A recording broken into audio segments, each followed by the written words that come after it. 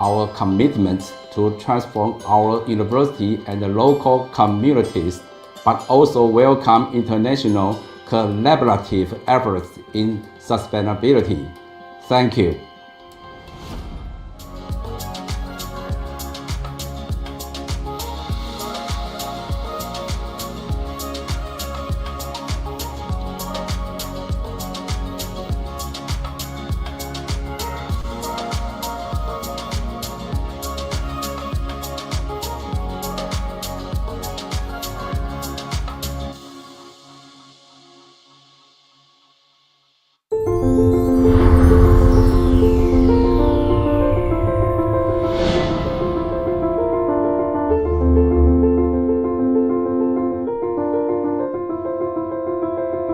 This is Indonesia, a land of immeasurable diversity, a land that offers vast opportunities. This is the nexus of hopes and aspirations from across the archipelago. Bersama, kami berikan kontribusi nyata lewat inovasi, karya cipta, dan pencapaian lain sesuai bidang ilmu.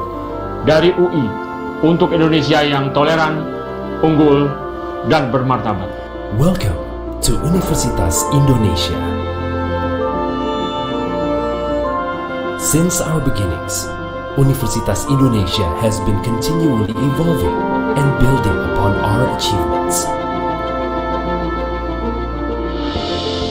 We have become the biggest, best, and leading university in Indonesia and also Asia.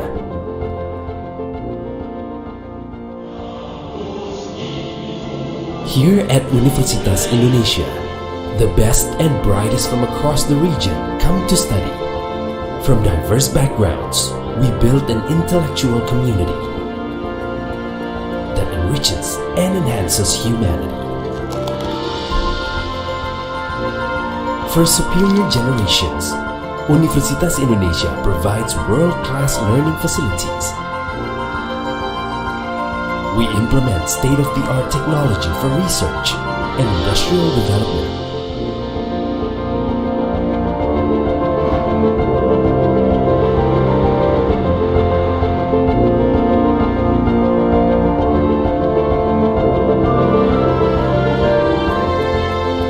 Our campus is accessible to all, also to the disabled.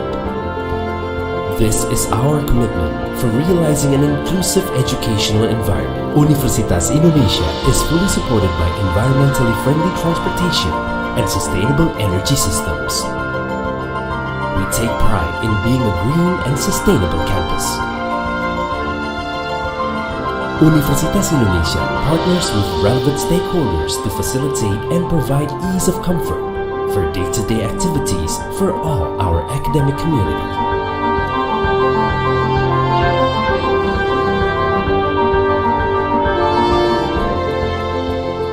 We recognize that each individual is unique, with unique talents and interests. As such, Universitas Indonesia provides opportunities for every individual to develop themselves to their fullest. Universitas Indonesia provides and fully supports students with great facilities and activities so that students are able to develop and grow to become their best.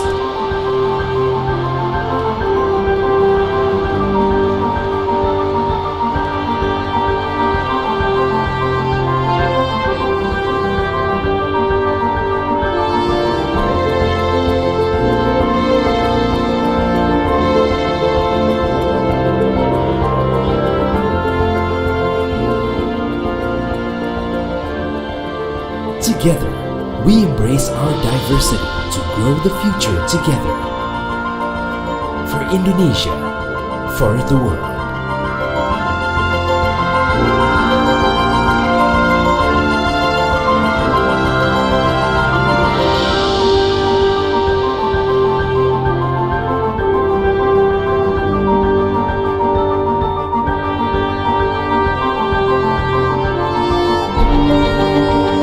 Universitas Indonesia. Unity in diversity.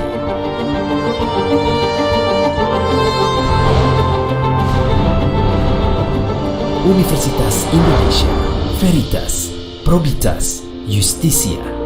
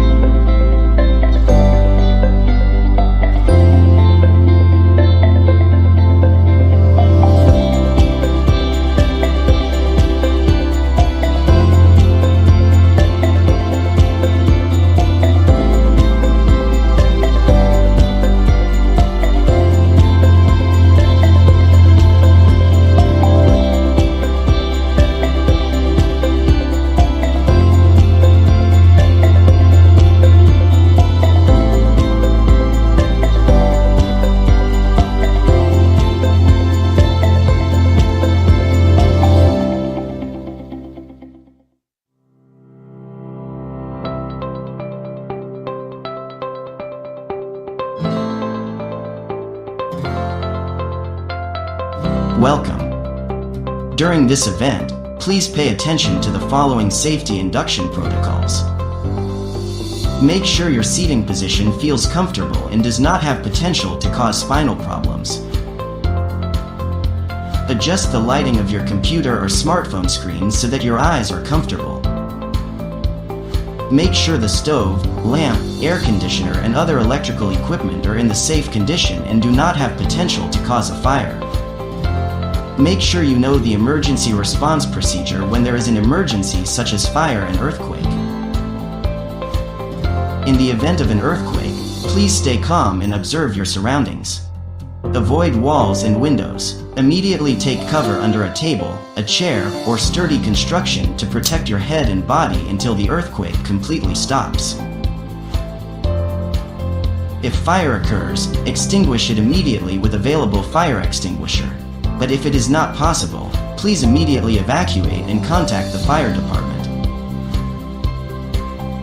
In every emergency situation, you must remain calm and always be alert.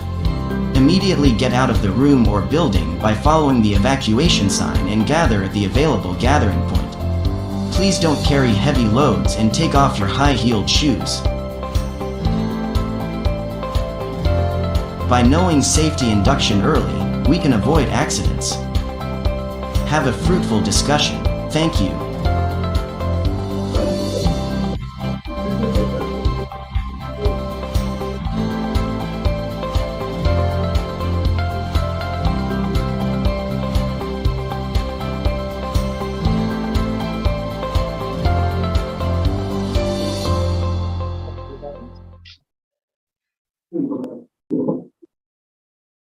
Greetings from Taiwan to everyone.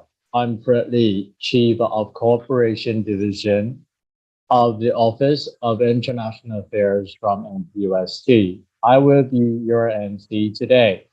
Ladies and gentlemen, on behalf of the organizer, here I would announce the start of the second day program of the 8th International Workshop on UI GreenMetrics World University Rankings.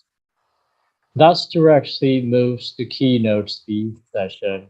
We are honored to have Ambassador Eugene Jian, Chairman and President of Taiwan Institute for Sustainable Energy, to have a talk. Let's meet Ambassador Jian on the video. Ladies and gentlemen, it is my great honor to be invited here to talk about public-private partnership for transforming sustainable universities. I use TASTE journey in advocating sustainability as a case study. Private-public partnership usually talk about government, public-private universities, and NGO. Today, I use TASTE as NGO example, and also the Ministry of the Education as a government. In the last couple of years, Ministry of Education, there's a special program called the University Social Responsibility Program, usually called USR program. The focus on making the local and the global connections, mobilizing talent, fostering professional knowledge and creativity, and promoting local development. I expect the USR program fulfilled an important role at the university and society, and further engage at the global level. The total budget is about 166 billion NT dollar. And the next one, I'm talking about the NGO TASTE. TASTE is established in 2007.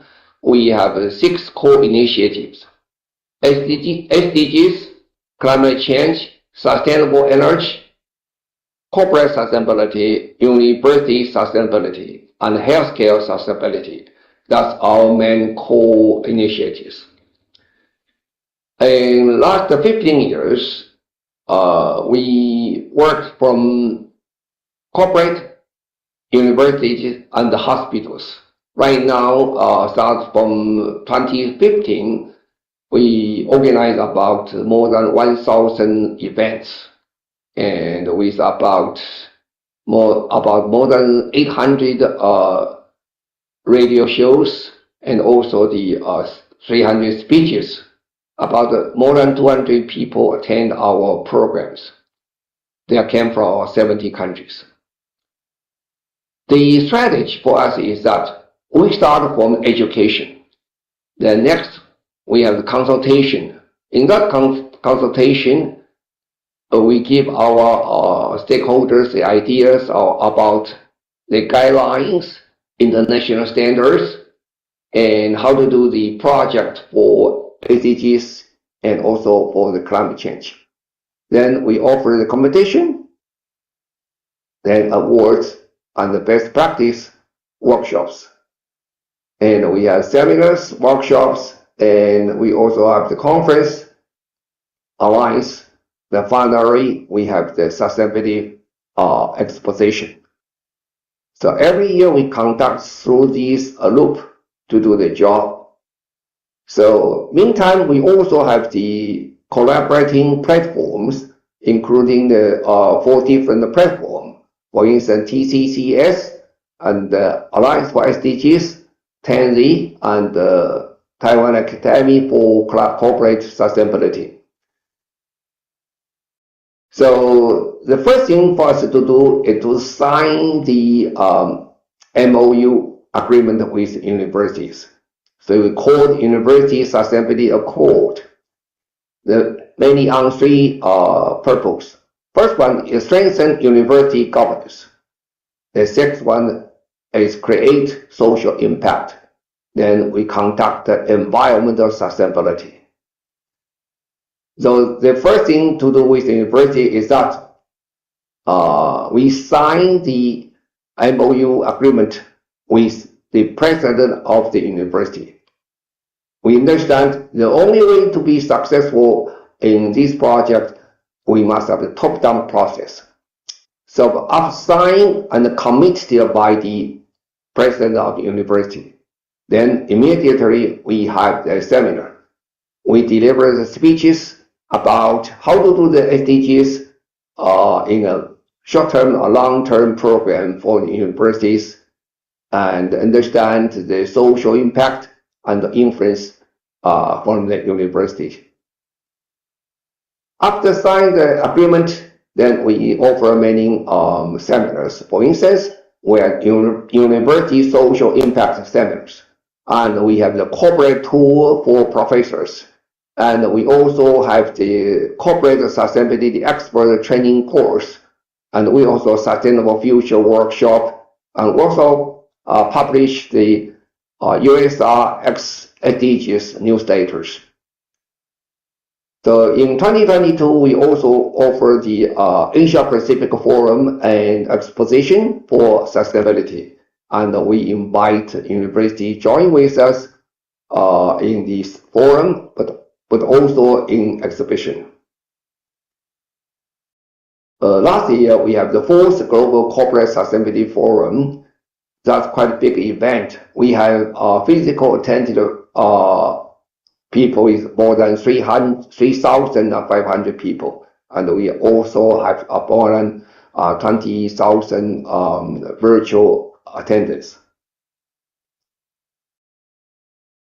Then in different programs, we have many seminars. For instance, we join with PwC, BSI, MSCI. We offer many different kind of the workshop. We also with International Green Universities of Taiwan, the union, and we offer the seminar for net zero and the low carbon transition workshops. So in 2021, we also have the APEC workshop. In this workshop, we invite people from more than 22 countries and many medical professors and also many doctors to join with programs. After the education seminars, the very important, we have the competition. We encourage the students, professors to show their performance and their results in SDGs. So we have many different kind of the awards. For instance, we have big event like GCSF, that's the Global Corporate Sustainability Awards, and also Taiwan Corporate Sustainability Awards. And we also have small-scale awards like in Living Lab project awards that directly connected with universities. For instance, you can see that we have the SDGs academic paper awards, and we have the Taipei Golden Eagle Micromobile Festival, and also the climate change painting competition. And through the education competition, we have the Excellency in Teaching Sustainability Awards, Living Lab Project Awards, Taiwan in My Eyes, 120 Hours Awards, and we also have the different kind of leadership, CSR leadership awards. Besides that, we also have the training programs for professors and students, and also with corporate professionals. In last couple years, we have the courses train more than 7,666 people in our CSR program. We use judge as a motivation to train them to understand what the meaning of the CSR, ESG. After that, we offer them the chance to offer the rating of the performance about the corporate sustainability, university sustainabilities. The guidelines, standard metrics is very important courses. So last year we also have more than 800 people doing the rating process for the performance of the corporate and the universities and the hospitals. So besides that, important is that is the materials. So we publish the different kind of the sustainability teaching materials. For instance, we have the sustainable education book series, 4-in-1 altogether. And we also have the guide to the corporate sustainability book series of the 4-in-1. And also we have the different kind of courses material published. So overall, we have about more than 70 nationality students and professors attend our programs. Most of the foreign students I mean here is a student already studied in Taiwan. You can see that all around the world, we have so many foreign students joining with us to learn what the meaning of the SDGs, ESG, and also the sustainability. Talking about this, you can see that after a couple of years, you can show many universities, they are more keen in joining with us. The number of the universities joining with in our programs, especially in our the awards, in last 2 years, you can see that they are increased rapidly. Last year, we had 48 universities participate in our programs for competition. And the total amount of the project, sustainability action project, is more than 100. Besides their good performance in competition, but also inviting them to show their real performance work in our exhibition. So this year, we have 22 universities. They join with us in the Asia Pacific Forum and Exposition for Sustainability. It's quite a good show. From that, you can see that how they progressed in last couple of years is amazing results. And also, we have many different kind of awards for the universities, and that all concentrate focused on the SDGs. Here you can see the different universities. They may got about gold prize, silver prize, but also the bronze prize. Their performance is really good. The next one I'm talking about the comprehensive performance winner. Comprehensive means that not only just one action project, but also as a university as a whole, how the performance progressed in, for instance, in the university governance and the social impact, social service, and also on the environmental sustainability. 2020, we have about 3 universities. They have the best performance for the university awards, and 3 universities with the most prestigious sustainable awards. 21, we increase more. We have 4 universities in a group as most prestigious sustainability awards, and another 4 for the best performance of the university awards. Finally, I just like give you a conclusion. In the last about 5 or 6 years in Chinese Taipei, we are working very hard to promote SDGs and use the private-public partnership. The TASE, the NGO, they did a very good job to proceed and to promote and to push forward for the progress in the for university go join with us for the sustainable world. Thank you.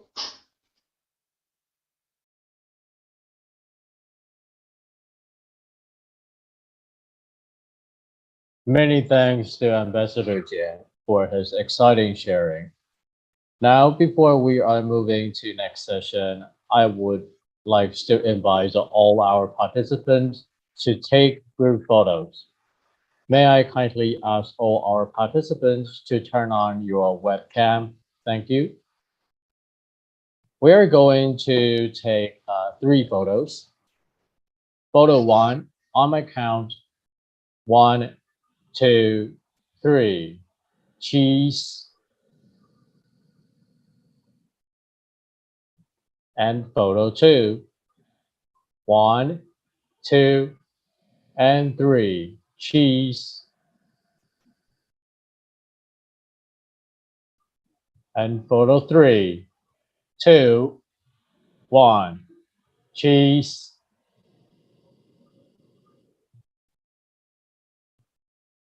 Lovely. Thank you for your cooperation and lovely smile.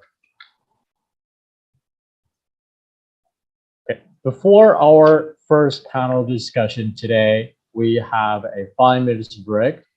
Please return at 7:10 Taipei time.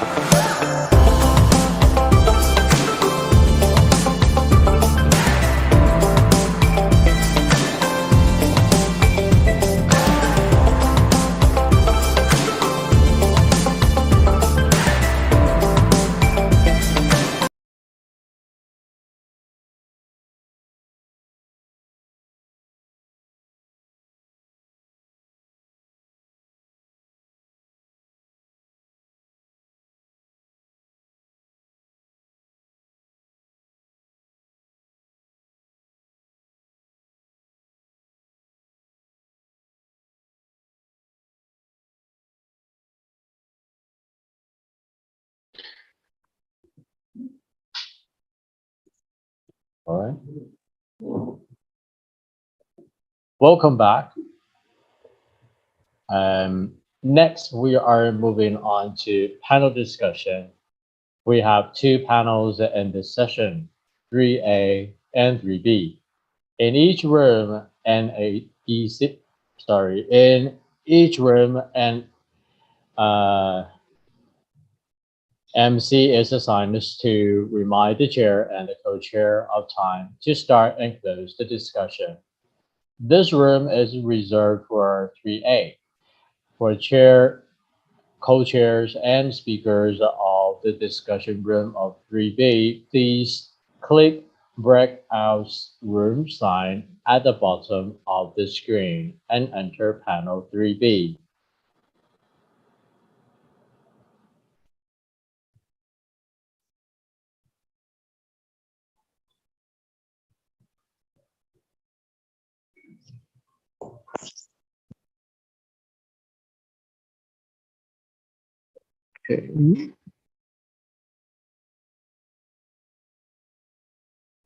Hello, hi, welcome everyone to discussion room 3A. I'm Fred, your MC in this room. And do we have Professor Yesbol?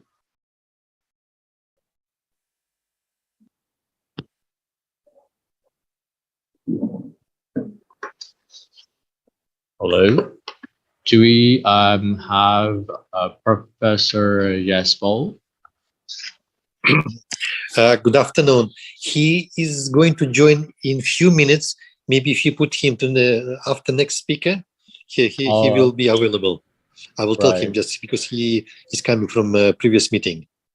Right. Okay. And Dr. Regina. Do we have Dr. Regina?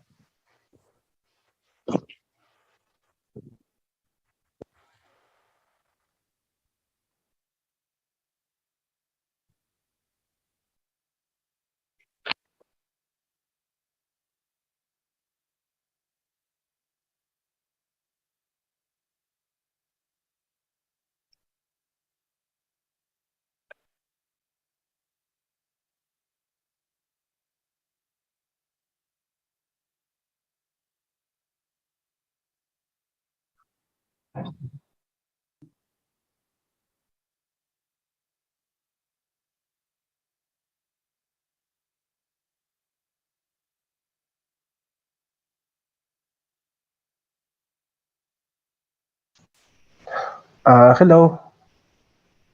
Hello. Hello, do you hear me? Yes, yes. Professor Okay. Asbol? Thank you very much. I'm here, but just I joined and welcome to the discussion session 3A. Today, the name of this session is Issues and Innovation for Setting and Infrastructure Management in Universities in the Post-Pandemic Time. So today I appointed as a chair of this session. My name is Amirjan Yesbol. I work at the Kazakh National Agrarian Research University, Almaty, Kazakhstan, as a director of international cooperation. Today with me, co-chair of this session, Mrs. Margarita Redina, representative of the President, Rudian University, Russia. Mrs. Margarita Redina, do you hear me? She's here or not? I think she will be here maybe later. Maybe some gaps in internet connection. Today I will in this session we'll be here. Four main speakers, Dr. Mahdi Naziri, representative of President University of Zanjan, Iran. Second speaker is Dr. Mustafin Radik, representative of Rector Bashkir State Agrarian University, Russia. Third speaker is Dr. Prashanta Naik, representative of Vice Chancellor, Mangalore University, India. And fourth speaker is Raul Vera Nogues, representative of Rector Universidad Autonomía del Estado de Mexico. Welcome to our session. All our speakers, I think, here. Do you hear me, please? Yes, of course. Thank you very much. Good morning. Today, every speaker will make presentation only for 4 minutes. And after that, we have a panel of we'll have some discussions. And for that, we have a chat, special chat. And on this chat, you can type your questions to our speakers. So maybe it's the time to start our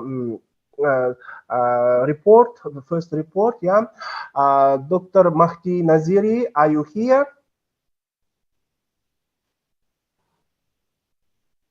Do you hear us, Dr. Mahdi Naziri?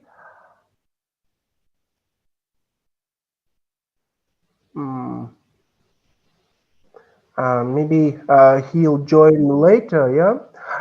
So we'll ask then Dr. Mustafin Radik, representative of Rector Bashkir State Agrarian University, Russia. Hello, everyone. Mustafin Radik, are you here? Yes, I'm here. Can you hear me? Okay. Mustafin Radik is a doctor of agricultural sciences, dean of the Faculty of Environmental Management, and construction research interests are related to environmental issues, solving urgent environmental problems in the field of the agricultural sector and forestry. And today's his report about creation of a forest carbon landfill at Bashkir State Agrarian University. So, Mr. Radik, floor is yours. So, can I start? Yes, of course. All right. Hello, everyone. Today I will talk about creation of forest carbon landfill at Bashkir State Agrarian University. So, as part of the realization of scientific and technical program, Bashkir State Agrarian University, together with scientific community, is working on the preparation of a project to create a carbon landfill. All countries of the world acknowledge the urgent climate problem and agree to collectively take steps to solve it by signing the Paris Agreement. More than 20 states have pledged to achieve a zero carbon footprint by 2050. To achieve this goal, including in our country, it will be necessary to take the first step to learn how to control greenhouse gas emissions, as well as to develop a mechanism for their absorption. These two processes form the carbon balance of the territory. The carbon landfill is just a platform for development and implementation of such technologies. In the Russian Federation, in accordance with National Action Plan for Adaptation for Climate Change, carbon landfills are being actively created at various reference sites, with the participation of universities and scientific organizations. These are marine territories, swamps, foothills, mountains areas, mixed forest and taiga forest regions, and others. Researchers of these sites will be able to assess in detail the sequestration potential of each ecosystem to develop the most effective solutions for carbon dioxide absorption. The purpose of the project is introduction of modern technologies for creating a carbon landfill, allowing to study the deposition of carbon by forests. On the territory of the Republic of Bashkortostan for 2022-2023, the laying of 5 experimental sites has been determined. 2 of them, it's a forest plot and plot under arable land, are part of Educational and Scientific Center of Bashkir State Agrarian University. The site currently has an insulated building, electricity, heat supply, information and communication network, transport links, security system, and to ensure the constant year-round measurements of CO2 emissions by eddy covering station, a research mast with height of 32 meters has been designed. On-site monitoring is carried out by SNIFI 4.0 gas analyzer, which installed on the Matrix 300 RTK unmanned visual. The next task is to create a structure of spatial databases on the volumes of carbon deposition by forests. In the course of the work, measurement of gas flows, monitoring of forests using remote sensing methods, GIS technologies, and ground research. Digitalization of maps of carbon landfill will be implemented, calculation of carbon deposition by forest stands will be formed. So, as a result, it will be possible, first of all, to study the carbon balance of ecosystem of the Republic of Bashkortostan, evaluate the effectiveness methods of monitoring current levels of greenhouse gases, and create compensatory landings in order to increase carbon sequestration along the engineering infrastructure of gas distribution and gas production companies, as well as on the territories of industrial enterprises. So in the near future, we plan to inventory the territory of carbon landfill using satellite images and development of methodology of determining carbon dioxide absorption indices, greenhouse gases, and etc. Thank you. Thank you very much, Dr. Mustafin. I think after after making from all reports, we can start our comments, and we'll change our opinions. Maybe someone will ask questions. Please note that we have a meeting chat. Also, we can type your questions also on this chat. Okay. Thank you very much, Dr. Mustafin. Thank you. And our next representative is one of the main representatives, Mahdi Naziri. Maybe he joined to our session. Sorry, Mahdi.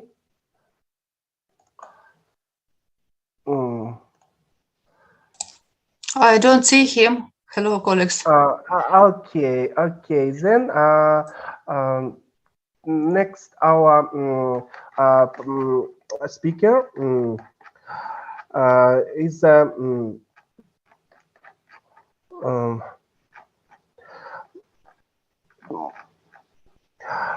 Prashanta Naik. Dr. Prashanta Naik, do you hear us? Prashanta Naik. Also, he's not connected, yeah, I think. Then we'll try to continue our session, and we'll ask Mr. Raul Vera Nogues. Mr. Raul, do you hear us? Yes. Yes, I'm here. Hello. Hello. Hello, and I should represent him. He's one of the representatives of the rector and one of the main civil engineer from the Universidad Autónoma del Estado de Mexico. Specialty in earthquake engineering by the International Institute of Seismology and Earthquake Engineering. Building Research Institute, the Ministry of Construction, Tsukaba, Japan, Master in Engineering, Construction of Structures, Universidad Autónoma del Estado de Mexico, Director of Environmental Protection, Universidad Autónoma del Estado de Mexico, Professor, Faculty of Engineering, same university, it's University of Estado, and the Secretary of the Mexican Consortium of University Environmental Programs for Sustainability, member of the State Committee for Environmental Standardization of the Secretary of the Environment of the Government of the State of Mexico, member of the Environmental Commission of the Megapolises, and today Mr. Raul Vera Nogues will make a report about university and energy transition. Mr. Raul Vera Nogues, floor is yours. Thank you very much. May I share my screen? Yes, of course.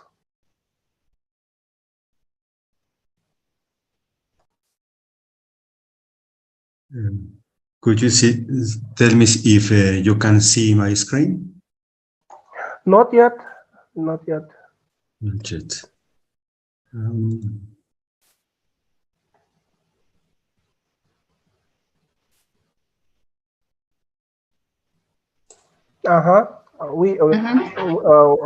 It's all okay. Yeah, you can start your report. Thank you very much. Well, I will talk about University Energy Transition Program. Our university is a state university. We have 130,000 students, 84 undergraduate programs, 96 postgraduate programs, 21 institutes and research centers. Also, we have 24 campus. We are distributed in the big area, 21 faculties and schools of higher education.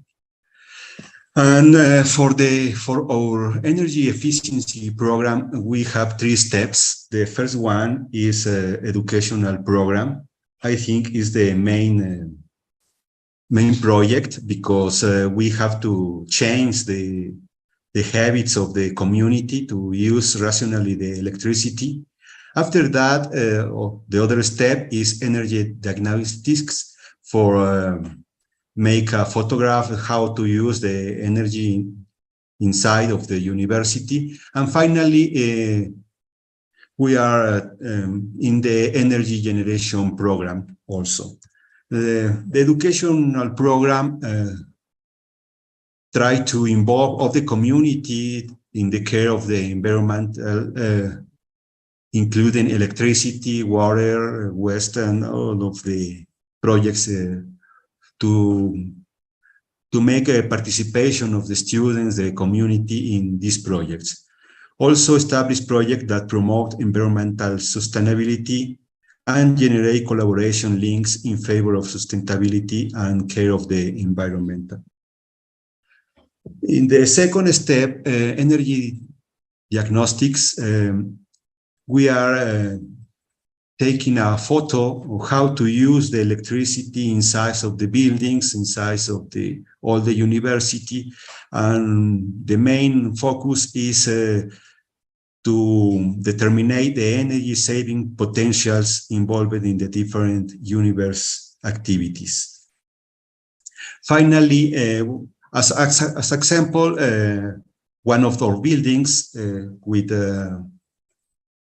we have a fluorescent illumination mainly.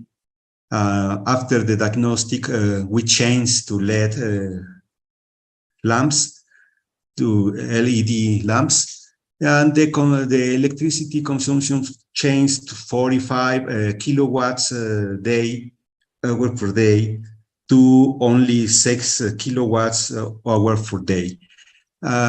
This of course, the money is not enough to change all the process in the university. With this diagnostics, we focus the activities to have the main change in the consumption of electricity. And also the energy generation here in Mexico. The only one company who supplies electricity is the national company. The other sector we have only generate for self-supply or cogeneration scheme. In that, the university is using solar cells, wind generators. But we promote one program to change PET for electricity. In this, we make a campaign for all the university to collect PET, and with that, we put solar cells.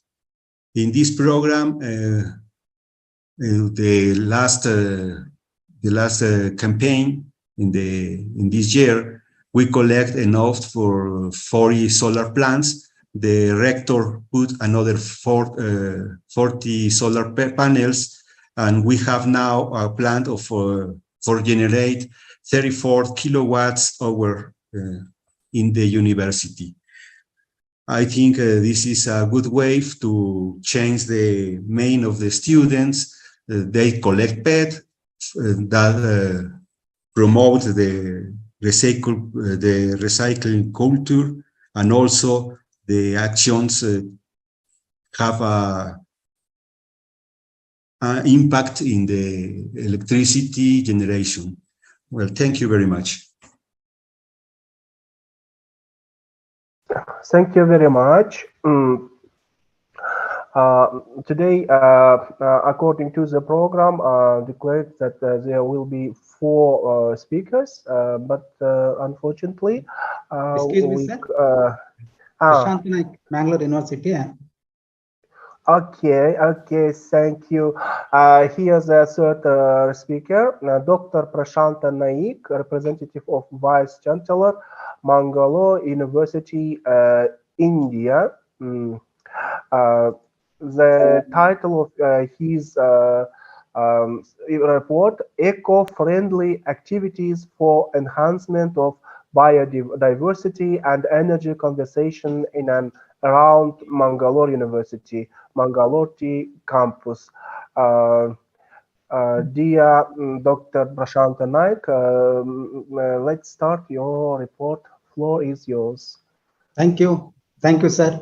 Namaste. Namaste to all.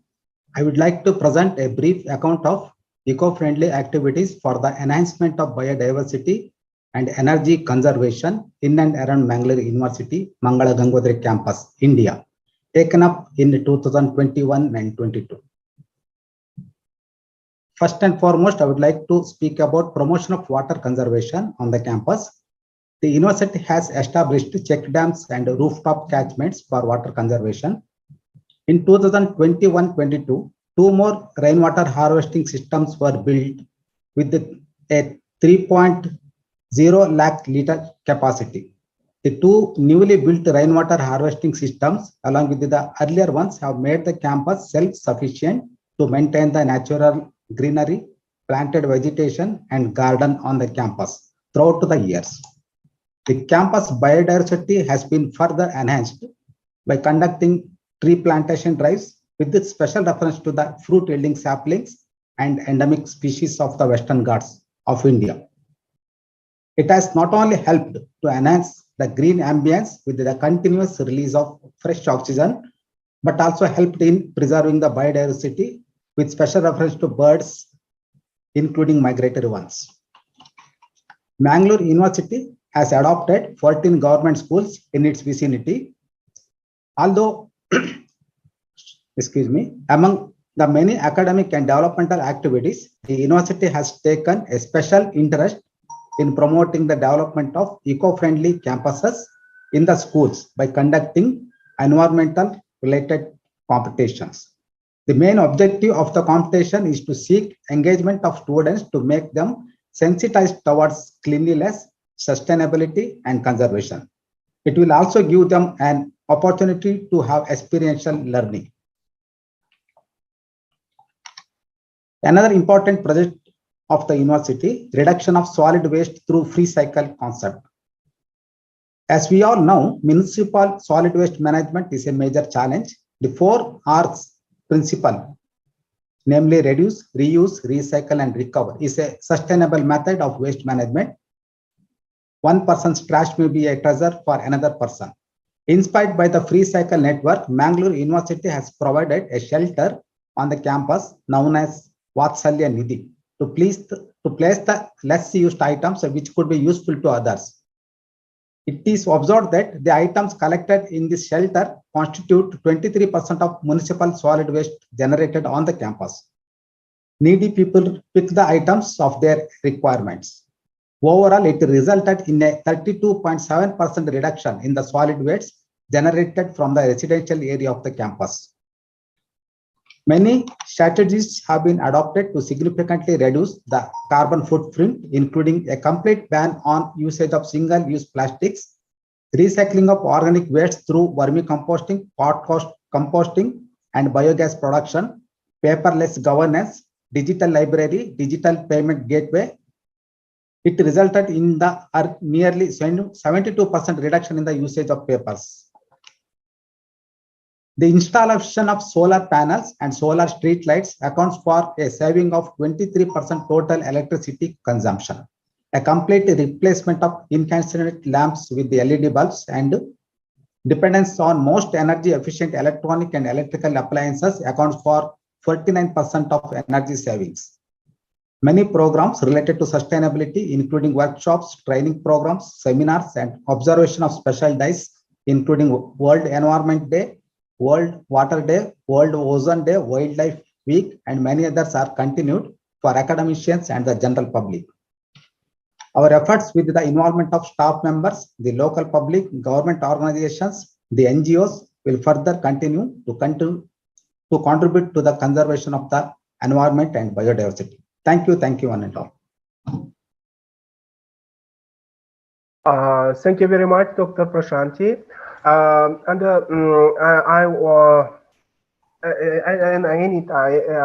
One more time, I wanna ask Dr. Mahdi Naziri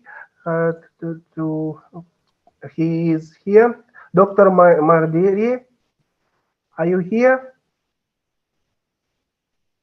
I think there is no answer, and maybe he had some problems with connection and internet. And now it's time to discuss and to ask some questions to our speakers. And as you see, there are 3 speakers from different countries, from India, Mexico, and Russia.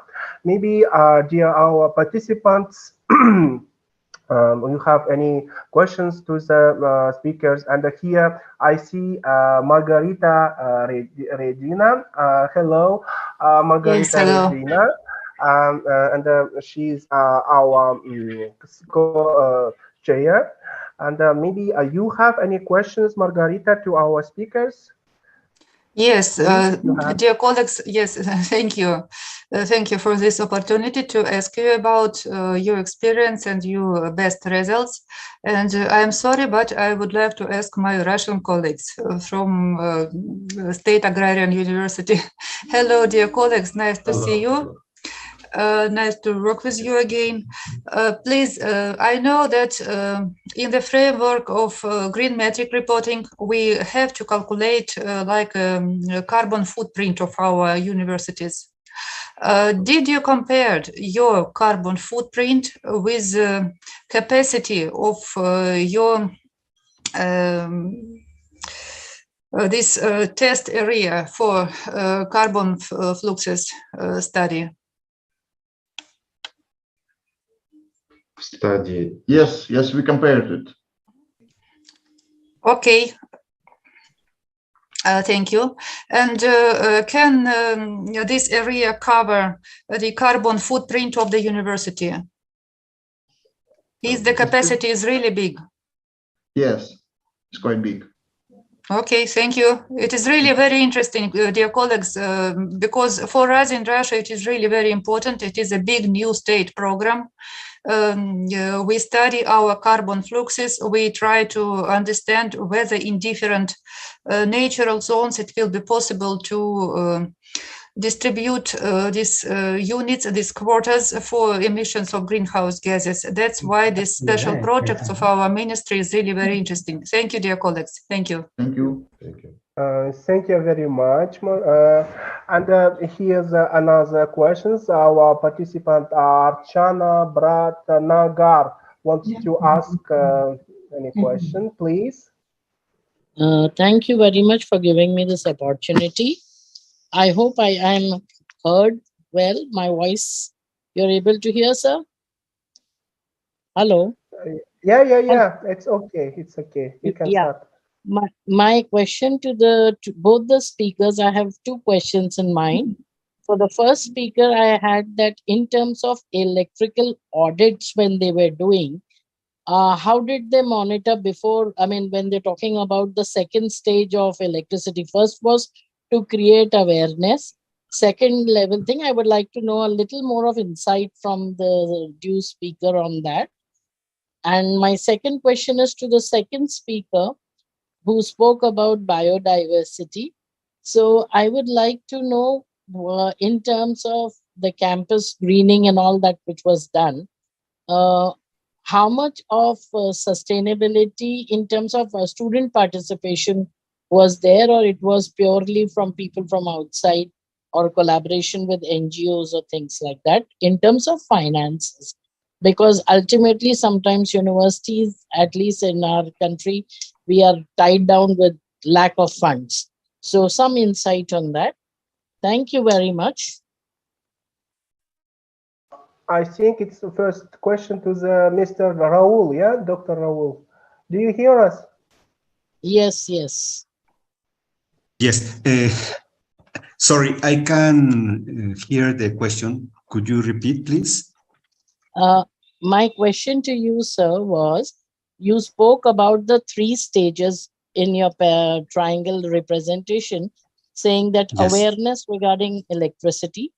I was wanting to get some more information on your second phase, that how did you go about it in terms of doing the audits, electricity audits?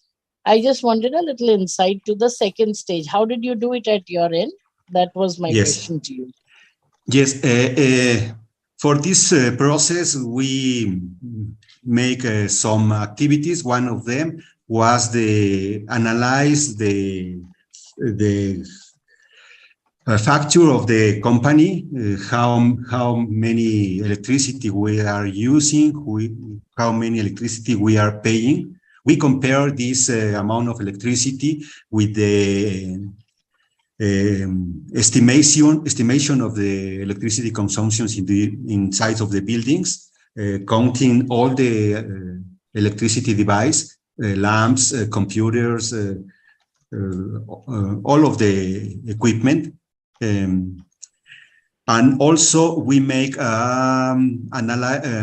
analyze the flows of electricity with analyze flower to check the electricity used inside of the building minute by minute. With that, we can estimate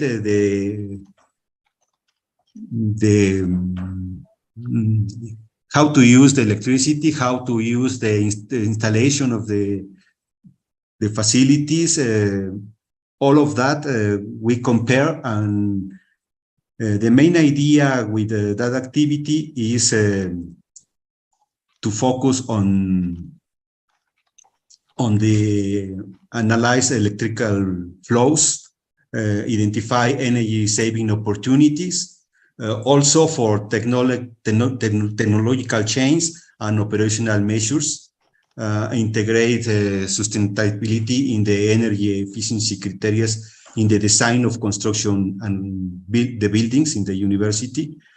I think is the main work that we are doing. Thank you very much, sir, for your guidance. I will try and work on this for my own university. Thank you. Thank you. Thank you.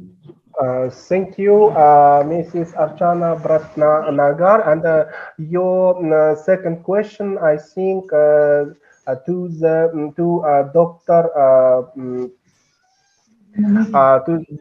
Prashanta Naik. Yeah, Dr. Prashanta Naik, you hear us? Okay. Yeah, I'm there. Can I answer? Okay, yes, sir. of course. Yes. Yeah, for madam's question. Yeah, madam, on the campus, we have around 2,000 students pursuing post-graduation and PhD.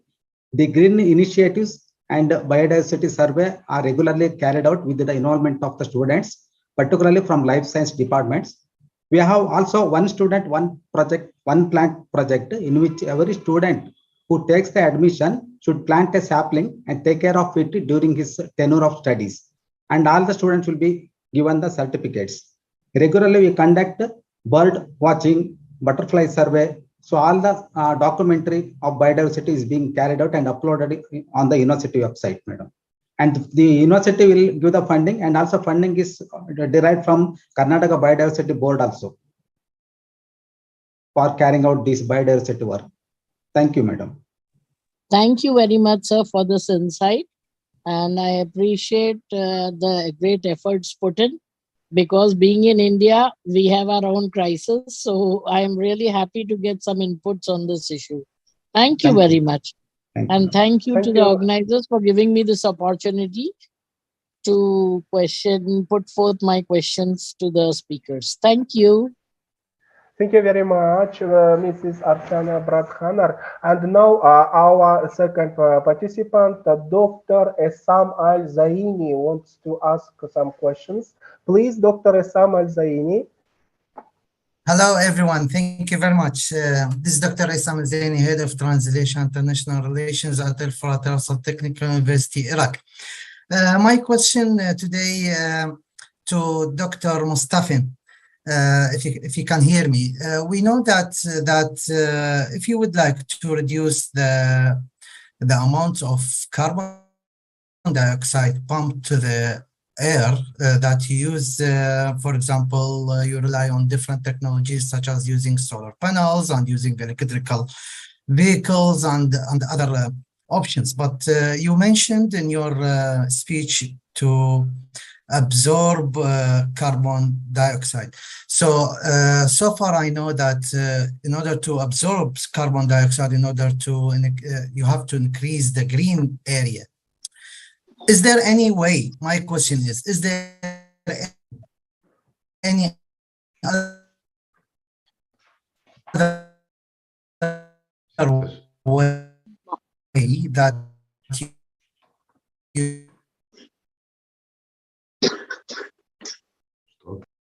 Oh, we can hear you.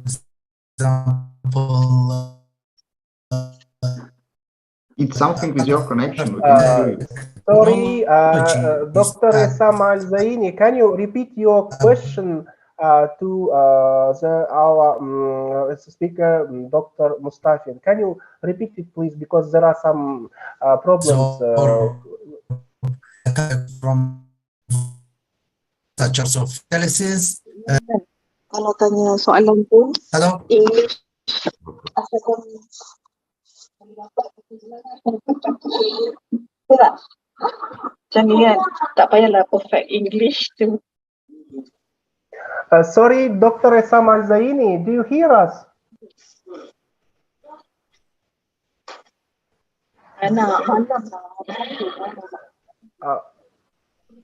Sorry, I'm back. I feel I have a problem with the internet. Sorry. Yeah. It's now okay. Just repeat your question, please. Your question.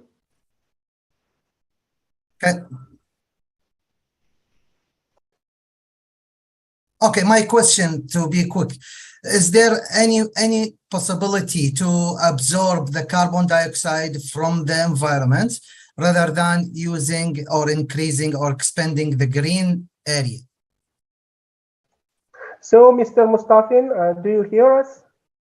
Yeah, well, so to develop the most, your question is about how to develop the most effective solution for carbon dioxide absorption?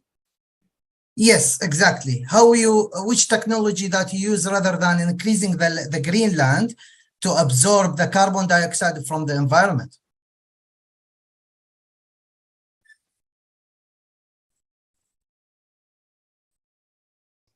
So we have the special equipment by the Lycor company. So, and we use it to absorb the carbon dioxide. So it's special equipment.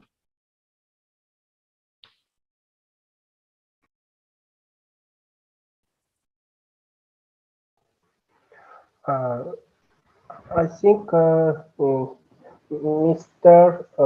Do you hear us? Okay. What do you mean special? This is or other technology used? You mean what kind of equipment? Yeah, do they use? Yes, exactly. Okay, Mr. Mustafin, do you hear us? Oh, yes, I hear you. So if you want to know more about the equipment, you can contact us and we will discuss it with you. Yeah, I think it's the best way of making new cooperations, dear participants, and you can exchange your contacts and then also continue your cooperation. Yeah. So thank you very much, dear participants, and maybe someone have questions to our speakers?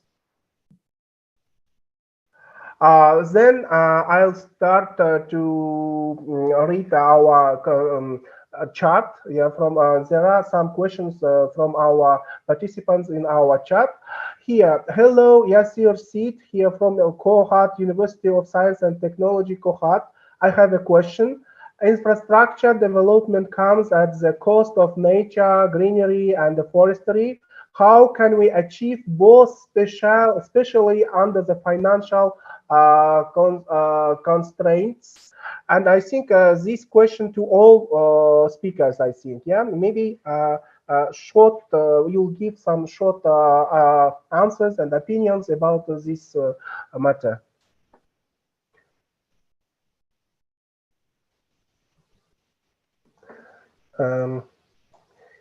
Maybe Dr. Prashanta Naik or Dr. Raul Vera Nogues. Well, I think there are some special programs, but for example, in our university, we are promoting the participation of all the community in these activities. Some projects are financial, but our students who are working in the professional field, but the government has some programs, but it's not easy to have that financial mainly for research projects is the best way, in my opinion. Thank you, Dr. Raul Vera. And maybe another our speakers will answer to this question. Mr. Mustafin, do you have any? Maybe you will share your opinion about this. Excuse me, can you repeat, please? The question was to all of you. Here, it sounds like that. Infrastructure development comes at the cost of nature, greenery, and forestry. How can we achieve both, especially under the financial constraints? It's a question from the chat, meeting chat. Oh, I don't know. Okay, may I answer, sir? Okay, Mr. Prashant. Yeah. So as far as our country and our university is concerned, there is a funding for biodiversity related work and also environment related work. There are some government agencies, for example, in Karnataka, there is a Karnataka Biodiversity Board, which gives the funding to carry out biodiversity in villages. Okay, it is called People Biodiversity Register. Similarly, we have Forest Department that also gives the funding, and we have Environmental Department and Horticulture Department. All these government agencies provide the funding, and in order to conduct awareness programs, we tie up with the NGOs, Junior Chamber International, Lions Club, and many other non-government organizations, which also completely will fund all the events conducting awareness programs. Okay, so there is a sufficient funding from Government of India and also from Government of Karnataka, and university has its own reserve fund for these activities, academic activities, including environment and biodiversity works. Thank you. Thank you very much. And I want to ask our participants, maybe someone have questions to our speakers.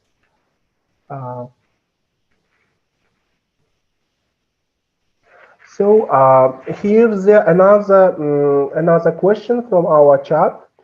Hello, in promoting biodiversity conservation in campus, have you encountered any situation where not only migratory birds and butterfly coming to your campus, but perhaps unwanted species like snake, monkey, etc.?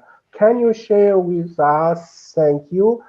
I think it's firstly directed to Mr. Prashanta. Yeah, maybe do you have any experience about this matter?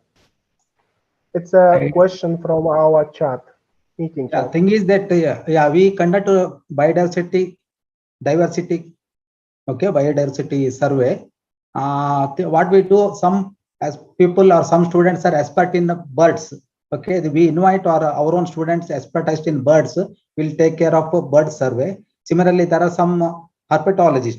Okay, some faculty members are good in identifying snakes.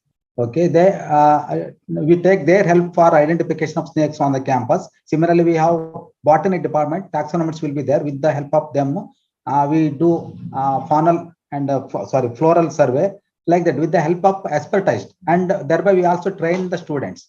That's one thing. And no any hazardous things we experienced so far in biodiversity survey, including snake bite. Nothing has happened. So with the special care, we conduct a biodiversity survey in and around the campus.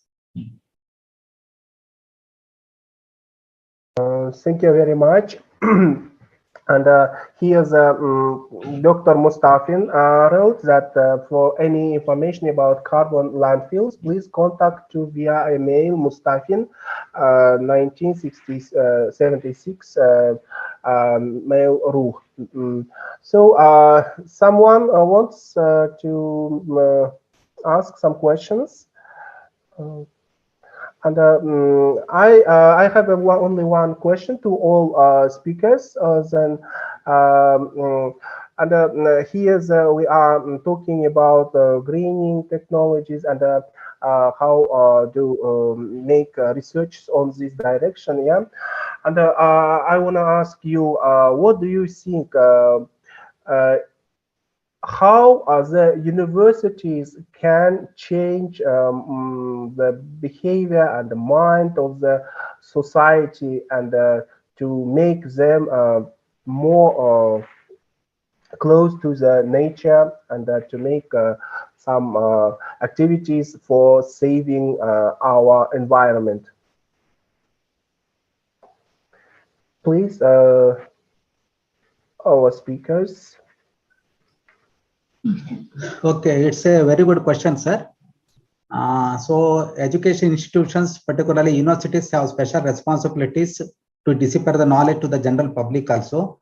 We, the Mangalore University, conduct various programs. For example, recently we have conducted vermicomposting for farmers. Okay, there is a agriculture department which provides the funding to construct the vermicomposting pit, but the people are unaware of it.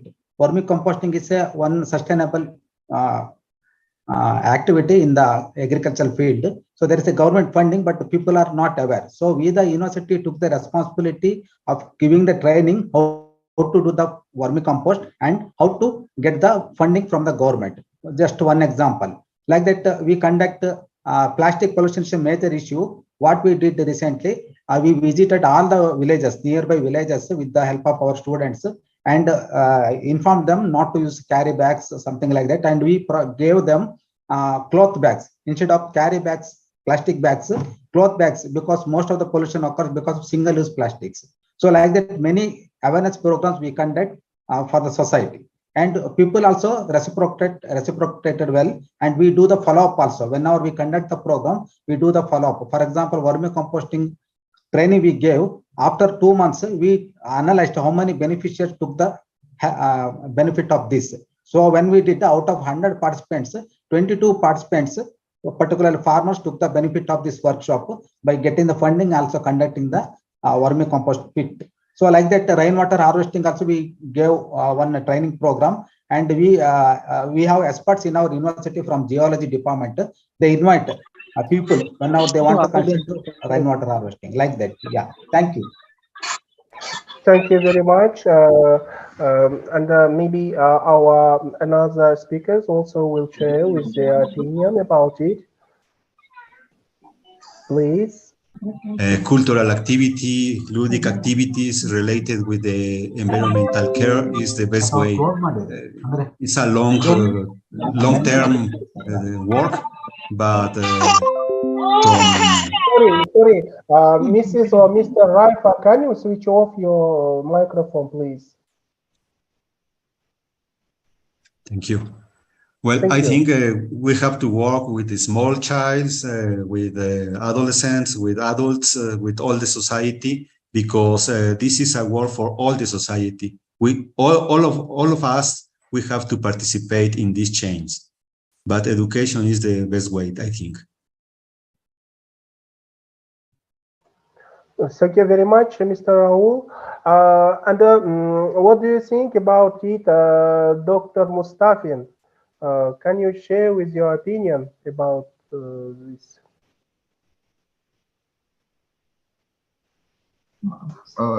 Opinion about what? I'm sorry. I asked about your opinion. What should the university do to change the mind of the population about protection of the environment? Yeah, in short. So I think university, I think they should show the people how they do it. Like I think they can make some. I don't know how to explain it to you, but 1 minute, please.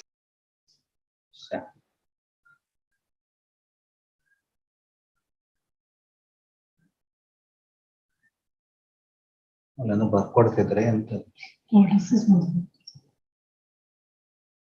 I think they should use alternative energy sources. Энергосбережение, энергоэффективность, потом.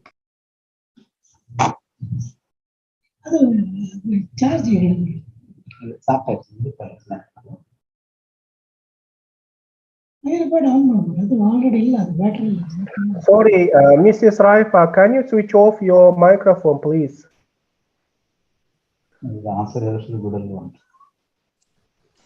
If possible, I would like to support our colleagues. Generally, in our country, it is so that we do not discuss whether we need or don't need education. We know that we really need education, and the role of the universities is to support development of knowledge, exchange of knowledge. We present always different best results of our investigations, of our research. And it is possible to find all this information in the web pages of our university. It is absolutely available. If somebody is motivated and interested, it is possible to find this information, and of course, this helps the people to understand the world better and to understand all the current processes, including greening and sustainability, to understand these things better. Our universities always present best results of the most interesting scientific projects, and it is possible to find these descriptions of projects in most available and understandable form. So we publish different articles, we organize different events to distribute this knowledge, to present our results and so on. So it is really very interesting and very important work, because we do not only study, we do not only teach, but we also help the population to understand the situation with sustainability. Thank you, Ms. Regina. Thank you. Thank you very much. Thank you very much. I think our participants maybe have any questions to our speakers. We have some time. If you have any questions. Sorry, here's now another question from the chat. Hi, I am interested with carbon stock and the carbon trading concept. Kindly, can anyone please explain further how this concept was taken in Asia and Europe?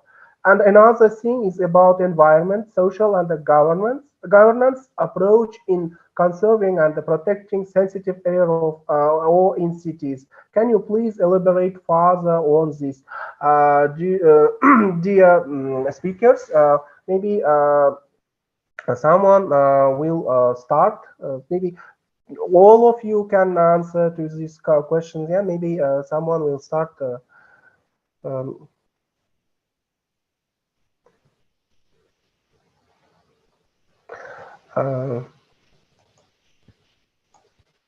Maybe Mr. Raul Vera Nogues will answer to this question. Mr. Raul.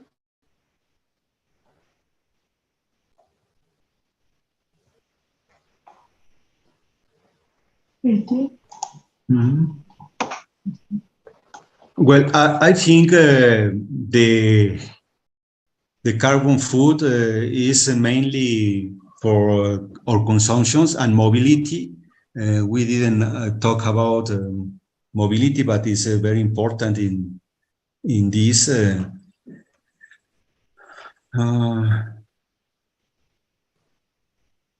But I don't know. Maybe the best way is to change our habits and also to promote the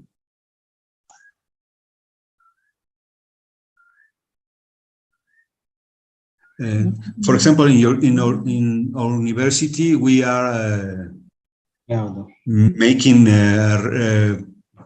biodiversity program for capture carbon in all the areas, changing the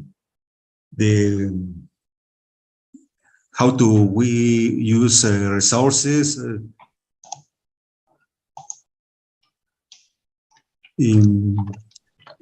We have a project for make not forest, but to put a lot of plants in the trees and so on in all the campuses. But I don't have a lot of experience in that area. Sorry. Thank you very much. And carbon stock and hello.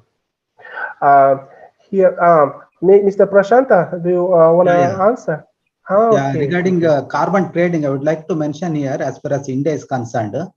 So mainly the greenhouse gases emission comes from the vehicle, okay, burning of fossil fuels. So in India, I think across the world, it is made mandatory or public is supported to go for electric vehicle, which do not emit any gases. So in India, now there is a very good market in reducing the carbon market, that is promoting electric vehicle. There is a subsidy from the government also, government side, for purchasing electric vehicle or in place of diesel or petrol vehicle. And in our campus also, there are faculty members and students which use electric vehicles, thereby so much of carbon emission is decreased on the campus. And I have my own two-wheeler which is electrical without emission of any gases. Okay, so there is a good scope for reducing the carbon trading by promoting electric vehicles and other alternative energies, solar energy, etc. Thank you.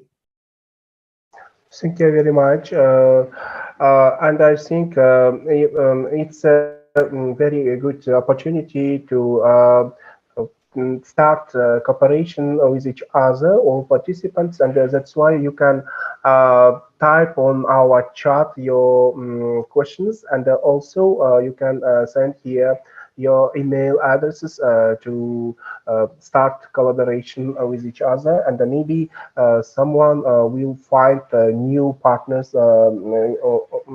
for making joint projects. That's why I want to ask you to be active in the chat. So for today, we on the program just announced that there will be 4 speakers, but unfortunately, speaker from Iran couldn't join to us. Maybe he had some problems with internet connection. Another speakers from Mustafin Radik from Bashkir State Agrarian University, Russia, and Dr. Prashanta Naik from Mangalore University, India, and Dr. Raul Veranogues from Universidad Autónoma del Estado de Mexico made the reports, and I think the reports were interesting for you. And I want to thank all participants for sharing time and participating in this event. GreenMetric, it's one of the best ranking systems in the world because it makes universities to pay more attention to the problems of environment protection, greening, and green economy, and another directions. And all of these directions aimed to protect our environment and to make life our citizen better. And I want to thank all our co-chair. Mrs. Margarita Regina. Do you hear, Margarita? Are you here? Do you hear me? Yes, I hear you. Yes, thank you. Maybe do you have any comments about this session? Yes, only just a few words. Thank you, dear participants. Thank you, all speakers and all other participants from other universities. Especially thank you, dear colleagues who asked, who supported our discussion. It was really very interesting. And of course, our meeting today is maybe really will be very useful for us because it is very interesting to exchange this experience. In each country, we have some very special situations, some very special solutions for different environmental problems. So it is really necessary to come all together and to discuss our best practices in this sphere. Thank you. Thank you very much, Mrs. Margarita Regina. I think, for all participants, these reports were interesting because here they shared from different countries, different parts of our planet. One of them from Mexico, second one from Russia, and the third one from India. And there was very good questions to our speakers. Thank you for these questions. Here's some questions to all participants, but unfortunately we have no time to consider and to continue our session because it's time to say to conclude and to make conclusions about our session. Thank you to everyone for participation, and thank you firstly for the organizers of this event, Professor Riri Fitri Sari, and another members of the GreenMetric. Thank you all participants for asking some questions and participating in this event. And I think next year we'll also meet together under the umbrella of GreenMetric, and wish you all the best. And I think someone from some parts, and I can say that have a good day, have a good night, maybe to have a good time to all the participants. And I think this conversations and these reports were some useful for you, and maybe some of us will start to cooperate with each other on this direction. Thank you very much, and goodbye. Goodbye. Thank you. Thank you. Thank you. Thank you, sir. Thank you so much. Goodbye. Thank you, Professor Yesval, and thank you, Dr. Radina. Okay, so glad to see you again back in the main room. Next, we're directly moving to panel discussion 4, having all in this main room. Now, I would like to give the floor to Professor Tai and Dr. Dabello. Hello, everyone. And my name is Menhao Tsai from the National Pingtung University of Science and Technology. I'm glad to have a chance to chair this session and meet all of you online. And we have Dr. Dabello from the University of Campinas, Brazil, to co-chair this session. And we have 5 speakers in this session, including Professor Satria from Indonesia. Professor Satria? Do we have Professor Satria here? So I'll try next one. We have the second speaker, Dr. Suwasta from UI GreenMetric. Dr. Suwasta, do you hear me? Yes. Okay, thank you. And the third speaker, Dr. Sarah from Italy. Dr. Sarah? Hi, everybody. Okay, thank you. Here. Thank you. And the fourth speaker, Dr. El Mulali from Iraq. Do you hear me, Dr. El Mulali? And okay, I'll skip Dr. Mulali and first one. And then we have the final speaker, Dr. Cabral from Mexico. Dr. Cabral, do you hear me? Hello, everybody. Okay, good. So since we did not have a Professor Satria from Indonesia, so I would like to start from Dr. Swasta, from Dr. Swasta's presentation first. And according to the guideline that I think everyone knows that each speaker has 4 minutes to make an oral presentation. So let me introduce the first speaker, Dr. Swasta, who is the vice chair in UI GreenMetric. The title of the presentation is the impact of UI GreenMetric involvement to universities' performance in shaping a sustainable campus. So please, Dr. Swasta, now the time is yours. Okay, thank you very much, Prof. Sai, our chairman.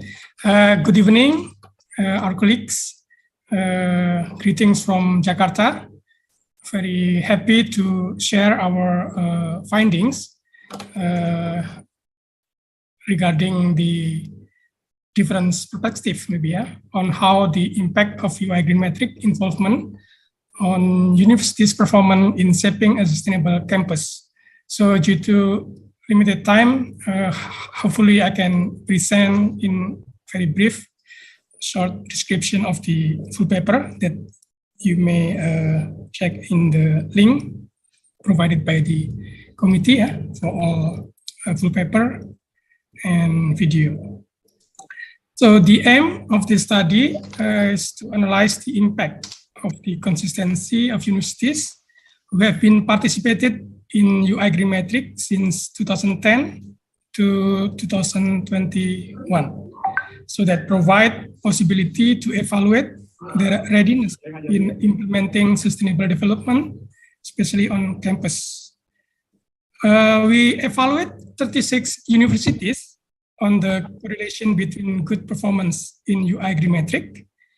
These universities were selected as the most consistent university that has been participating in the UI GreenMetric. Halo, selamat malam semuanya. Iya. The study will focus on the university score rather than the ranking. So it could be more practical to qualitatively analyze the progress that universities have been achieved. We also observe their performance in the THE impact ranking on 2019-2021 as a benchmark. So in the result, we find that the number of active participants in UI GreenMetric during 12 years operational of the ranking covers in total around 1,367 universities from 69 countries. Of those universities, there are 36 universities from 17 countries, yeah, which is consistently participated in UI GreenMetric during 2010 until 2021. Indonesia has the largest number with 13 universities that regularly participates in UI GreenMetric, and then followed by the Spain, 4 universities, and Brazil, 3 universities. While Italy and Malaysia each have 2 universities, and then Colombia, Ecuador, United Kingdom, Hungary, Lebanon, Peru, Poland, Saudi Arabia, Thailand, Turkey, Taiwan, and the United States has 1 universities respectively. We call these 36 universities as loyal participants, yeah, considering that they regularly, annually submit their data. So from their score progress in UI GreenMetric, we found that, very interesting, more than 90% of these 36 universities have a positive trend, while the rest, 10%, have negative trend. So the positive trend means the delta score, the difference score is more than 4,000, while the negative trend, delta score under or below 0. From the heat map chart, clearly be seen that the average universities experience fluctuation in terms of total score, yeah, from 2010 until 2017. In contrast, the 2018 until 2021 data shown that the majority of universities has reached an optimum score. So we found the difference in the progress of total score are due to the same changes in the questionnaire and the policy taken by universities during pandemic condition, especially on 2010 till 2021. On the other case, if we look from the THE impact ranking that published in 2019, there are 13 out of 21 universities taken part on this ranking, and they have shown good performance. There are 3 universities in the top 100, in example, National Cheng Kung University, King Abdul Aziz University, and Universitas Indonesia. In 2020, even 5 universities newly participate on the THE impact ranking have excellent starting point, yeah, with the score more than 40%. One of them, the Universidad de Sao Paulo, has a remarkable result, yeah, get the highest score. In 2021, there are 21 universities out of the 36 loyal participants of UI GreenMetric have been participate in the THE impact ranking. Yeah, of these 21, there are 3 universities that participating for the first time. This is the Politecnico di Torino, Telkom University, and Universitas Lampung. So we found that through UI GreenMetric ranking as an assessment tool, it can help those universities in terms of shaping universities' readiness to achieve sustainable development. And how the impact on universities' performance, that is the first, providing guidance for university to self-evaluation and improve their achievement on sustainability action annually, so that gradually the ranking in UI GreenMetric also increase. The second one, we found that empowering basis data for reporting and participating in the THE impact ranking, especially for the new participants, of course, so that they can perform relatively better and achieve impressive rank. I think that's all that I can share in brief regarding my paper. Thank you very much. Yes, thank you, Dr. Swasar.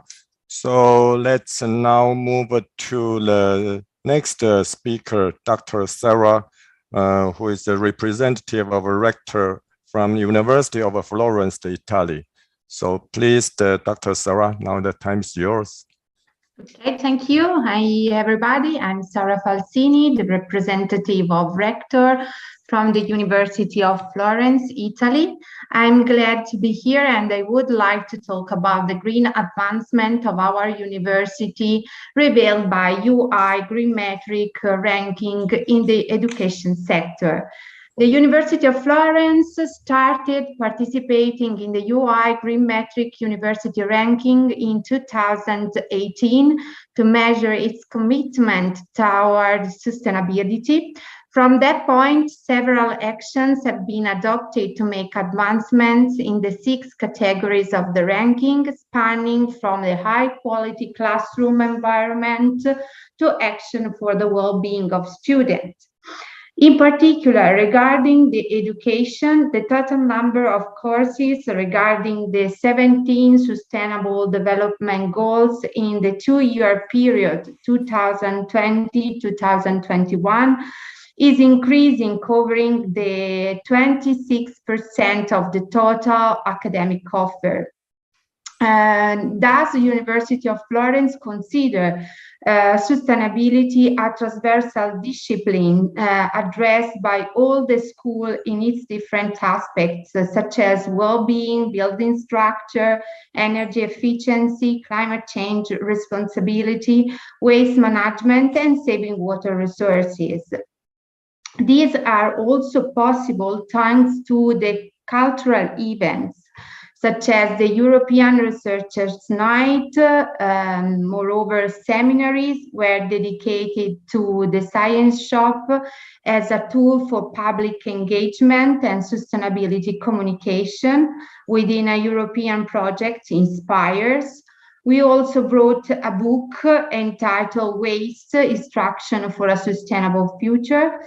Regarding the best practice, these are spread through poster and stickers to remember users of university buildings, such as employees and students, to save water, turn off air conditioning or heating, save and reuse paper, turn off the light, recycle waste, favoring the separate collection of waste, avoiding waste in general.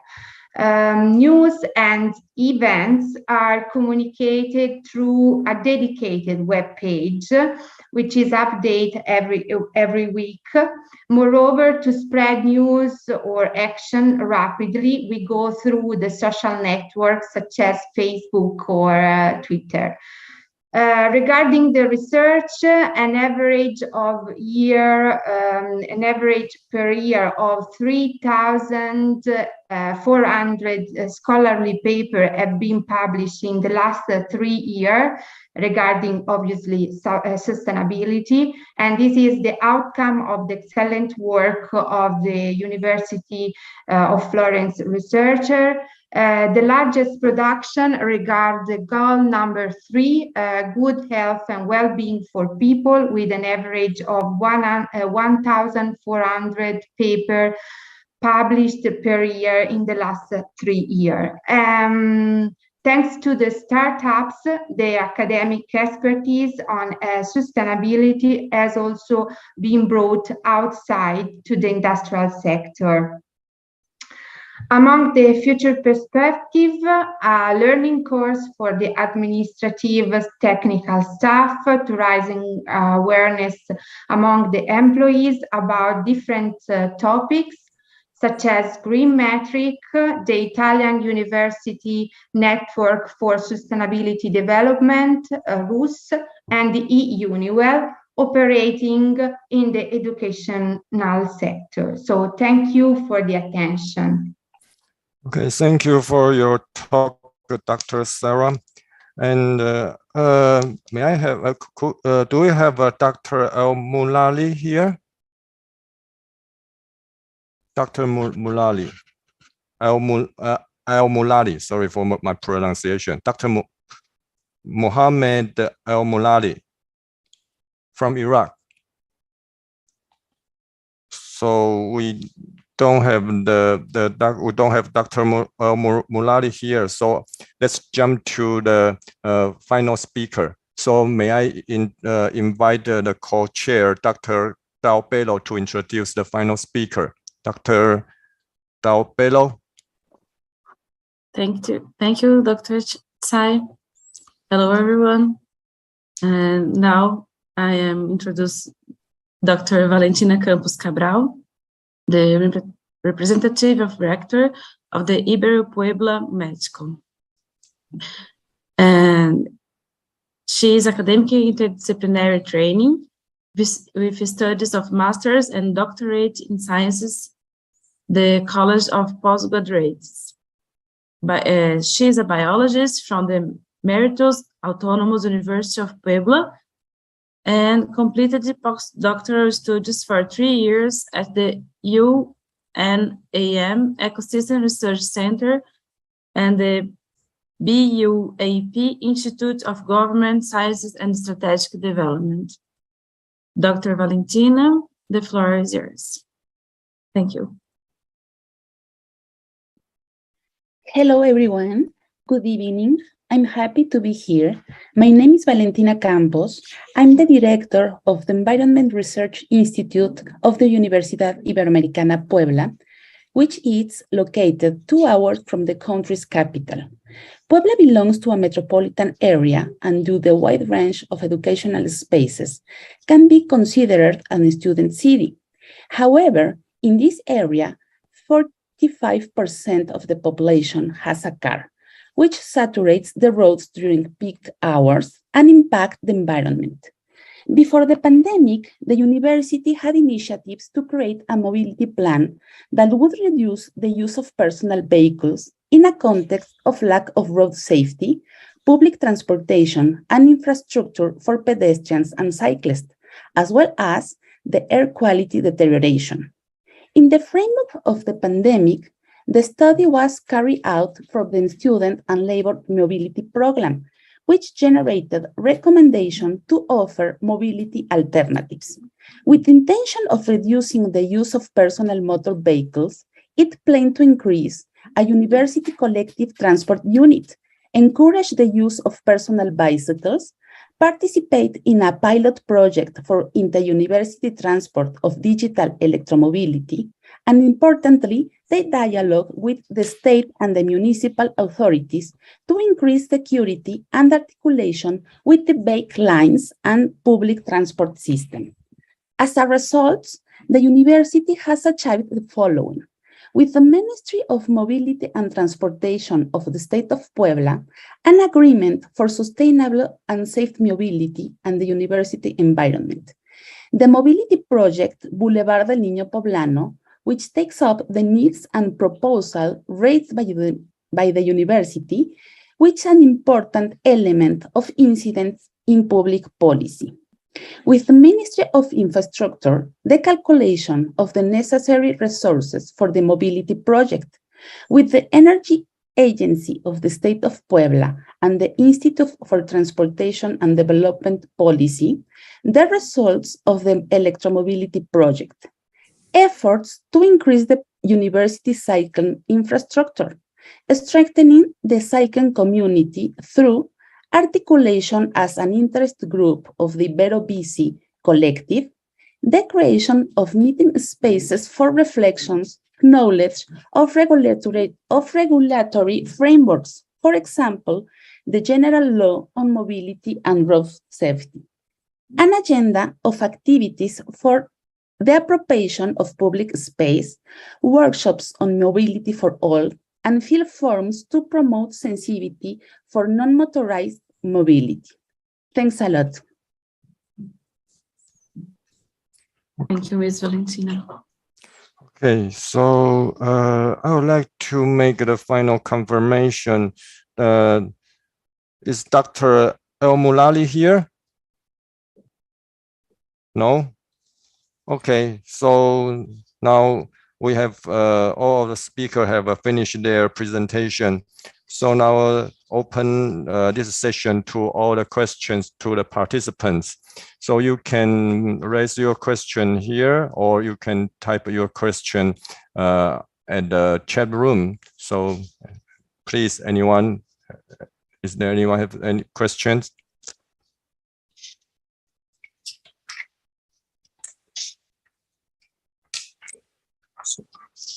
So I would like to, you know that as a chair, the function of a chair is to raise question when no one has question.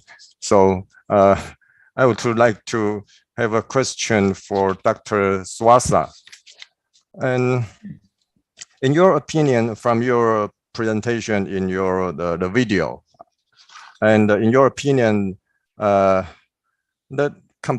competition of global rankings can help the contribution of a university to regional sustainable development. So how can the universities with better rankings, I mean, from give us some suggestion that how can the universities with better rankings get more funding from the government in the development? Because we know that it takes money to do the sustainable development. Thank you. Yes, thank you for raising the question, Prof. Sai. So in my opinion, yes, of course, to develop or implementing such sustainability effort or activities in campus, it is really need budget, yeah, from the university itself, or maybe from sponsor outside, even from the government. So how they can propose, yeah, at least to get some funding, for example, because depend on the scale of the universities, of course. The large and bigger universities, sometimes they have more budget rather than the small scale universities, yeah. So how they can propose the funding through at least showing their activities, yeah, in achieving such as sustainability ranking, such as UI GreenMetric or THE impact ranking, so that they really shown their at least progress and achievement, that maybe this can make the government or other sponsor convinced, yeah, that they can give some budget to promote more activities in creating more sustainable campus. That's my opinion. Thank you. Okay, thank you for your answer. Now we have two questions.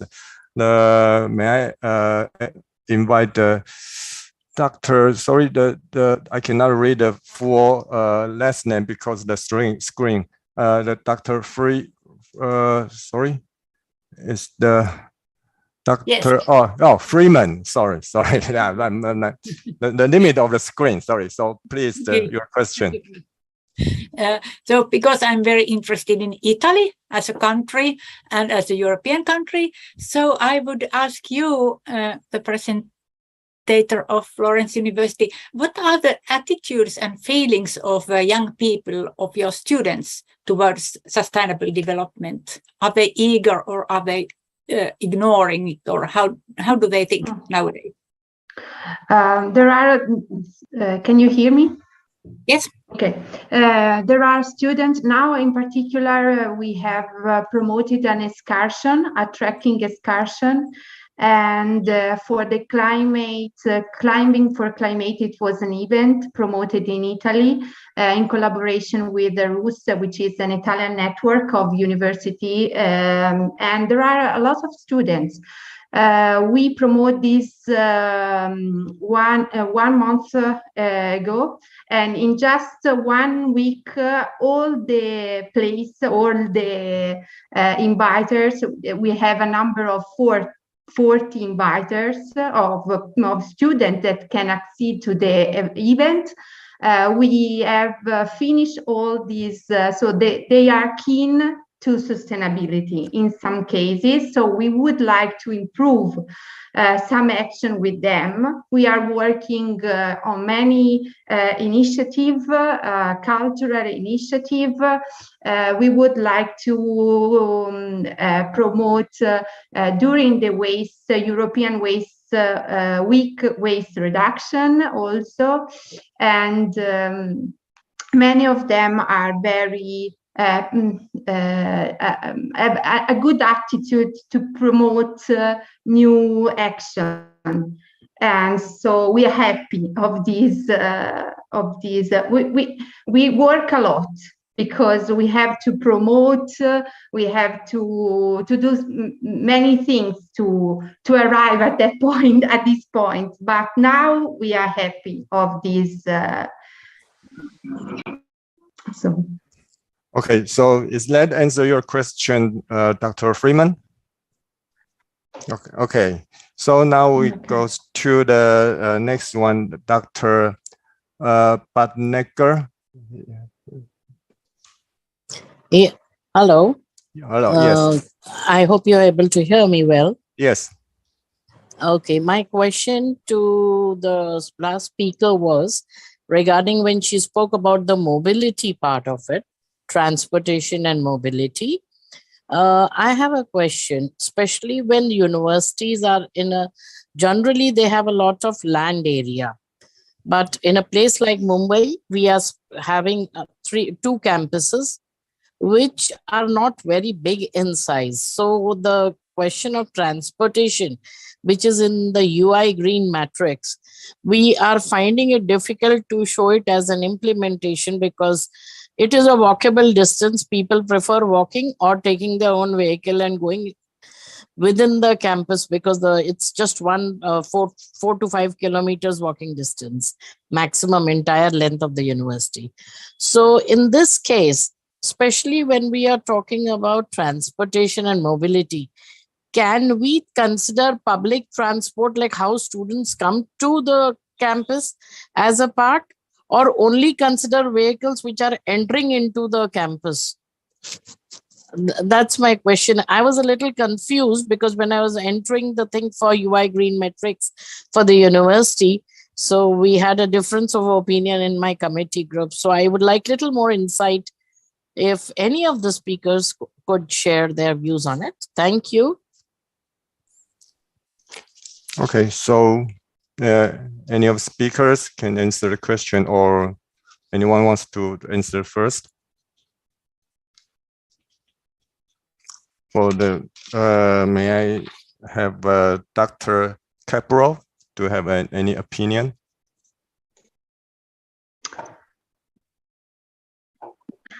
Okay, we have two types of transportation, one for the university students and only and pilot project between universities.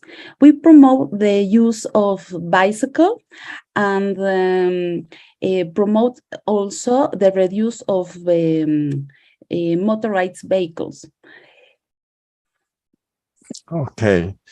So we still have one question, and also we have one question at the chat room. So I would like to move to the next one from Dr. Dr. Kapper, is that right? Sorry. Good. Yes, sir. Thank you, sir, for giving me the opportunity to ask the question. My question is from the first presenter. Actually, this is not a question. I want to ask some information from the first presenter that what is the number of universities and countries who have contributed in the UI GreenMetric competition during 2021 and 22. Actually, I want to complete the data which I have regarding to the UI GreenMetric. So the first presenter, Dr. Swat, yeah. Yes. So can I share some slide? Yeah. To answer also Dr. Kabir's question. So this is the figures on how the UI GreenMetric participants annually. So last year, 2021, we have 956 universities from 80 countries. And for this year, 2022, we are still waiting for the submission. So until October, the last October, we will receive from participant, then we will validate, and hopefully on middle December, we can announce the ranking. So we are still in progress to receiving the participants, so we don't have final yet the number of the participants. Okay, sir. Thank you. Nice answer. And thank you for from which universities? May I know? I am from University of Sargodha, Punjab, Pakistan. Okay. So your university already participate also? Yes, sir. That university is participating in the UI GreenMetric competition, but I gave presentation in many universities regarding to the UI GreenMetric. Actually, I am from the plant ecologist, and I need the recent data in this regard. And thank you for your cooperation. Yeah, thank you very much. Thank you, sir. Thank you. Okay, thank you. And then we have a next question from Dr. Romero. Can you hear me, Dr. Romero? Thank you, Mr. President. I wanted to say hello and to do a question about the transportation strategies that universities has had in the last year. Because when we was in Cork University during the workshop, international workshop there, we saw many strategies from, for example, Canada and from United Kingdom and from Indonesia in order to increase the efficiency of the transportation processing of the people that is arriving to the university. We have this process by means of knowing this type of strategies in that year. We imply these strategies in the University del Bosque here in Bogota and in some other universities here in Colombia. And the results was very, very important, because the efficiency of the people that is going to the university and going to their homes by means of carpooling the ways of transportation, own transportation, or the systems that are available in the city are very important for the efficiency process. How do you think we can increase that after the pandemic period? Because the pandemic period breaks all the strategies and produces a decrease in the efficiency that we reached before the pandemic, please.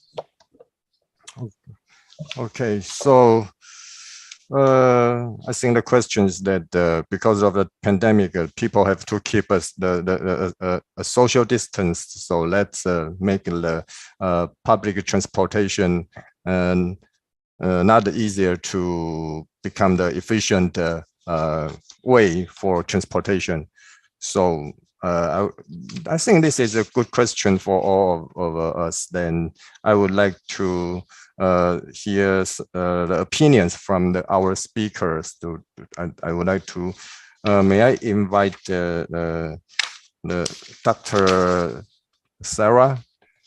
Okay. Do you have, yeah. So, I'm here. So we adopted several strategies to improve the use of transportation, public transportation.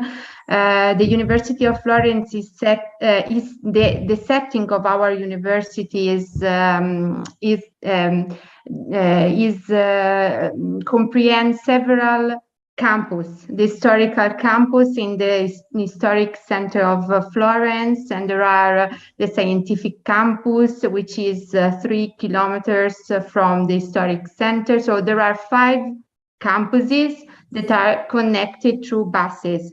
Now we are developing new strategy with a shuttle that connect the campuses from Sesto Fiorentino, which is far from 5 kilometers far from Florence, in order to make the trip very easier for the students and also for the professor, or researcher in general. We also thought about a questionnaire for the employees to understand what are their needs. For example, we produce a plan for of movement from house to work. In order to understand what are their needs and to implement and to facilitate them. For the student, the university integrate the ticket, so they have the opportunity to pay less and to use public transportation. So these are the main action in that way. Okay, thank you. And you're welcome. And Dr. Cabral, Dr. Cabral, do you have an opinion on this question? Because they talk about the mobility topics. Yeah, I'm interested that because from your presentation, I mean your video, you have a figure shows that it seems that you have very big traffic problem in your city. So is that your city's figure in your video presentation? Yeah, so. The university promotes the implementation of car-sharing application, the articulation of those who can make section by bicycle with the rest of the type of transport, as well as reducing the days of going of the university. We seek to encourage those who use shared transport or bicycles.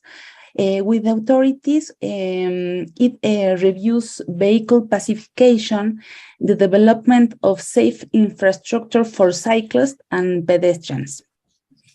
Okay, so now I suddenly I saw about one news that I got it from television is that. We know that since the pandemic, we have the work from home, this kind of strategy for many big companies. And then now, since the pandemic situation is kind of mitigated, so, but many companies think that since you can work at home, so why don't you just keep working at home? You don't have to come to the office so often. So maybe this is also a major to reduce the impact on the transportation. That's my personal opinion. So just share to all of you. And anyone have any question? I have a question about in the presentation from the Dr. Sarah that I realized that your university take several action to develop a green sustainable campus. And we know that since all of us, most of us works in the university, and the university composed of many sector or many staffs and faculties. And is there any obstacle from any sector of the university when you want to take these actions? In your opinion, I mean, in your university, when you're taking the action to develop a green sustainable campus, could you share some of your experience? Do you mean there are several schools regarding different discipline, sustainable? Yes. I mean, because we have many different departments in the university, and right. So when the university wants to promote the sustainable actions. And we may face some resistance. So how at the beginning, yes. So we had this problem, but now. How did you overcome those problems? I mean, how did you convince that not every, I'd say most of the staff or faculties in your university to the importance of the sustainable campus? Okay, I think that we have to be patient, first of all, and then because in any case, I think it's impossible, and we have to be aware of the different problems that every university has. In our cases, we have a lot of difficulties in terms of energy diagnosis, for example, of the different buildings. We not all almost building, but the measure amount of building in our university are old, ancient. That is a good heritage for us, but at the same time we have to manage in terms of energy. So we have to go ahead and to decide to have a diagnosis of the energy and to make them more efficient. We know that the most important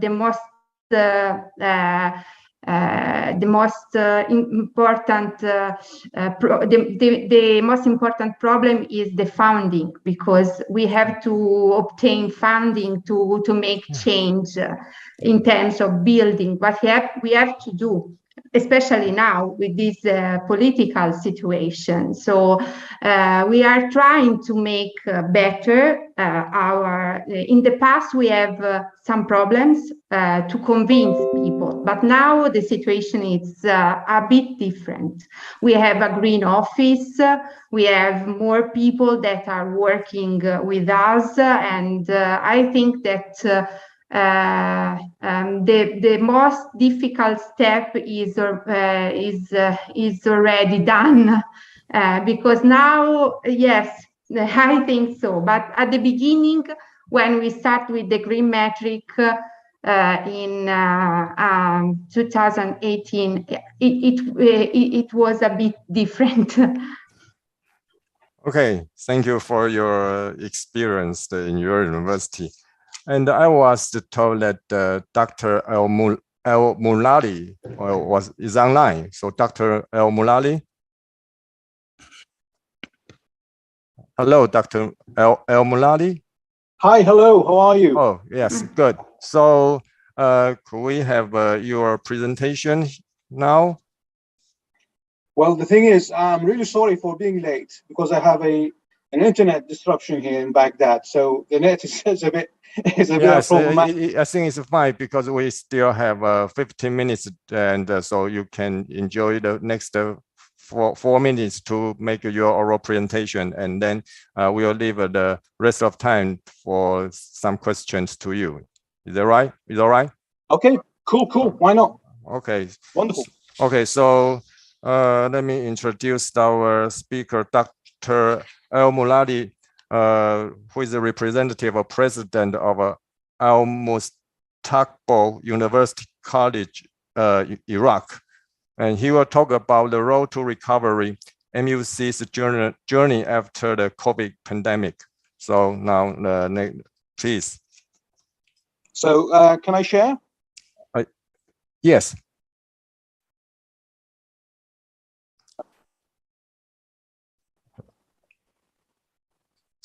Hello, Dr. Muladi, I cannot, did you turn on your, could you turn on your camera? Your camera? Yes. Yes. Oh yeah, now we can see you. How are you? Okay, so now please, your talk. Okay, thank you so much. I'll share my screen.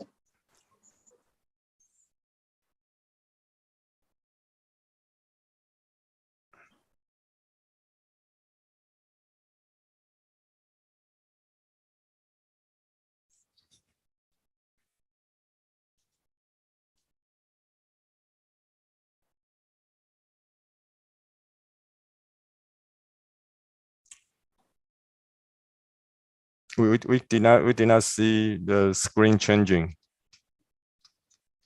Oh, okay, sorry. Because you've got the video on, correct? Yeah. Right. Oh, wait a second. Screen share. And here we are. Now, can you see it, please? Yes. Yes. Okay, great. Thank you.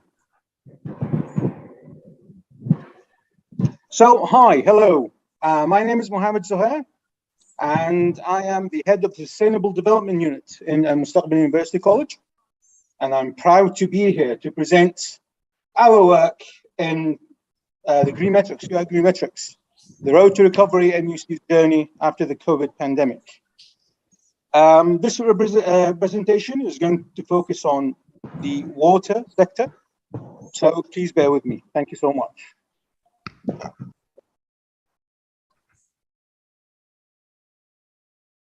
So, Al-Mustaqbal University College, or we call it MUT. I think the video is on. Yeah, still. Yes. Can you stop the video, please? Yeah.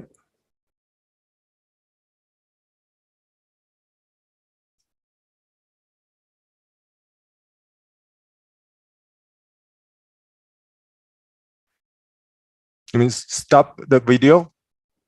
Good, thank you, because I can still hear it.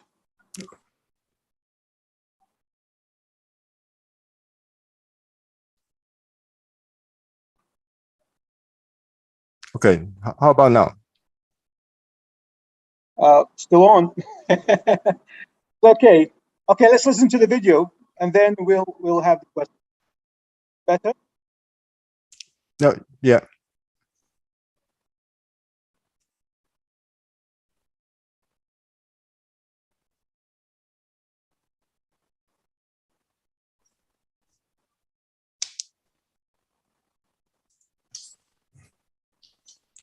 So could you continue your talk or?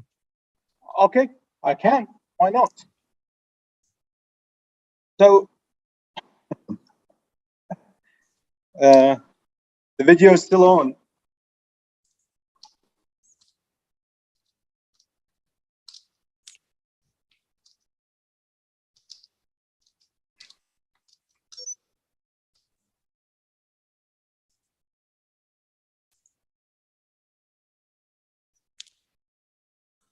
Do you mean to turn off the filming of the video? Oh, okay. I mean,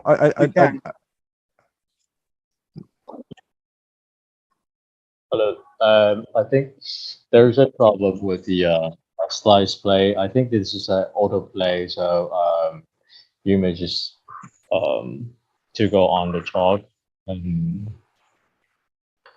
with the video or with the slides goes on, because that's a autoplay.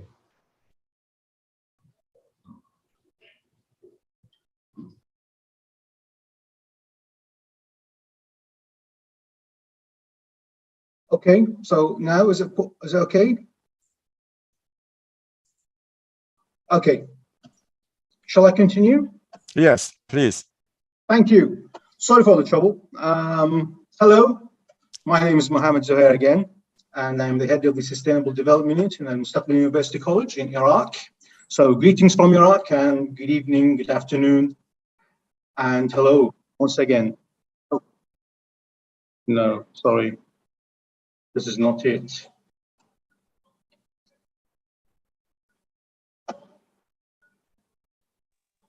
Now, yes, hopefully.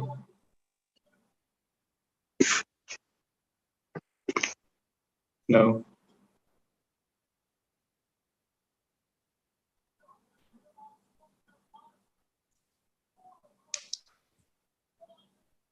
I think I have an issue here.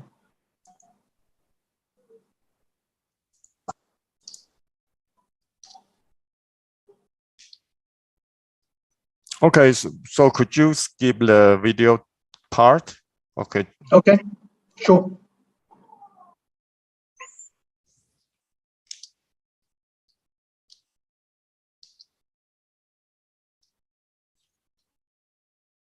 And you can please continue your talk and just skip the video part.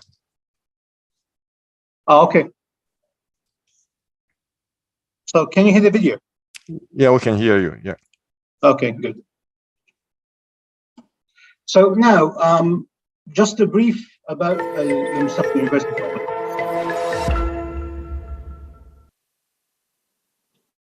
Ladies and gentlemen, esteemed colleagues, greetings from Iraq.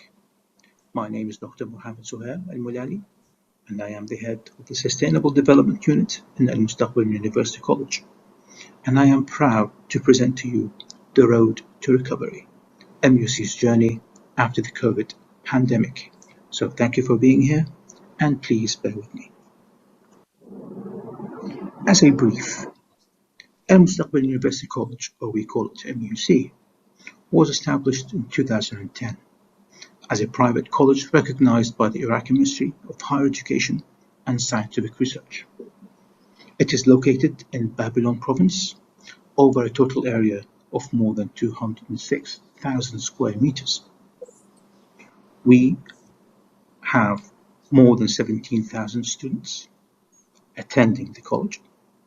We also have more than 1,000 staff members, both academic and administrative. So MUC is not new to the participation in the UI GreenMetric ranking. Our first participation was in 2019, and we continued participating to the year 2021, where we achieved the rank of 156, world most sustainable university, according to the GreenMetrics. And we are hoping this year we will achieve a higher rank than last year, so all fingers are crossed.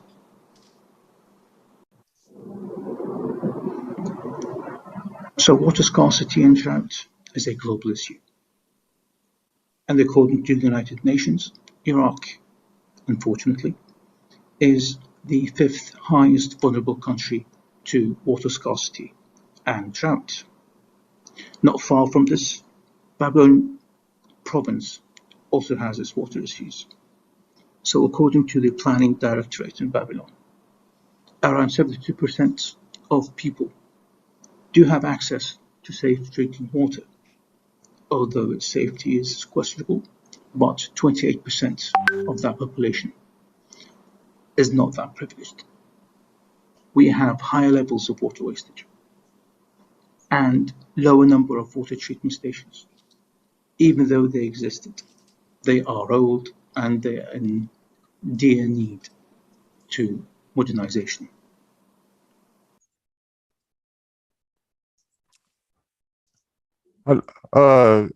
Hello, Dr. Omoli, because of because I think there's some kind of a problem in the internet. Oh, no. Yeah, so, and also because the time is coming to the end of this session. So I'm sorry that we cannot let you finish your talk.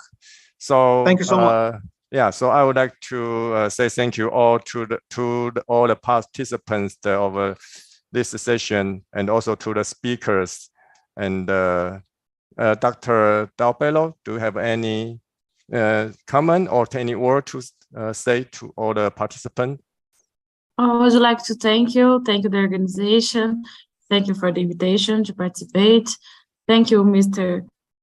Tsai, for chairing this session, and thank you for all the interactions. Yeah, okay. I would like to say that. Oh, sorry. That, yeah, it's all right. It's all right. Sorry, I interrupt you. Sorry. You can finish. Yeah. Okay. Because we have a very tight schedule, and the next speaker is online. So let's finish this section. And thank you all for your attention. Thank you very much. Bye bye. Thank you so much. Thank you for the opportunity. Thank you. Bye bye. Thank you. Bye bye. Bye bye. Bye bye. Take care. Bye bye. Thank you.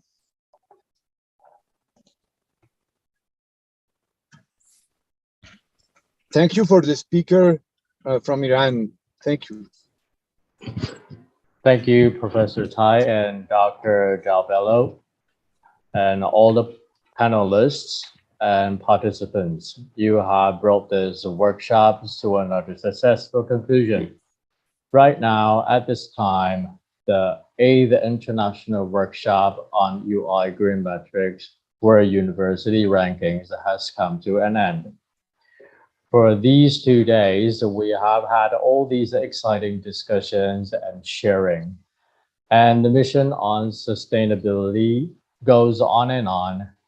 And we are now inviting Professor Pereira, Pro-Rector from the University of Minho in Portugal, the host of 2023 International Workshop on GreenMetrics, to have a talk.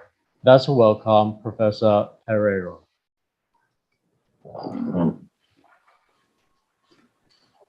So, thank you, Professor. Good afternoon and good evening to everyone. I'm just going to share a single slide with you, okay?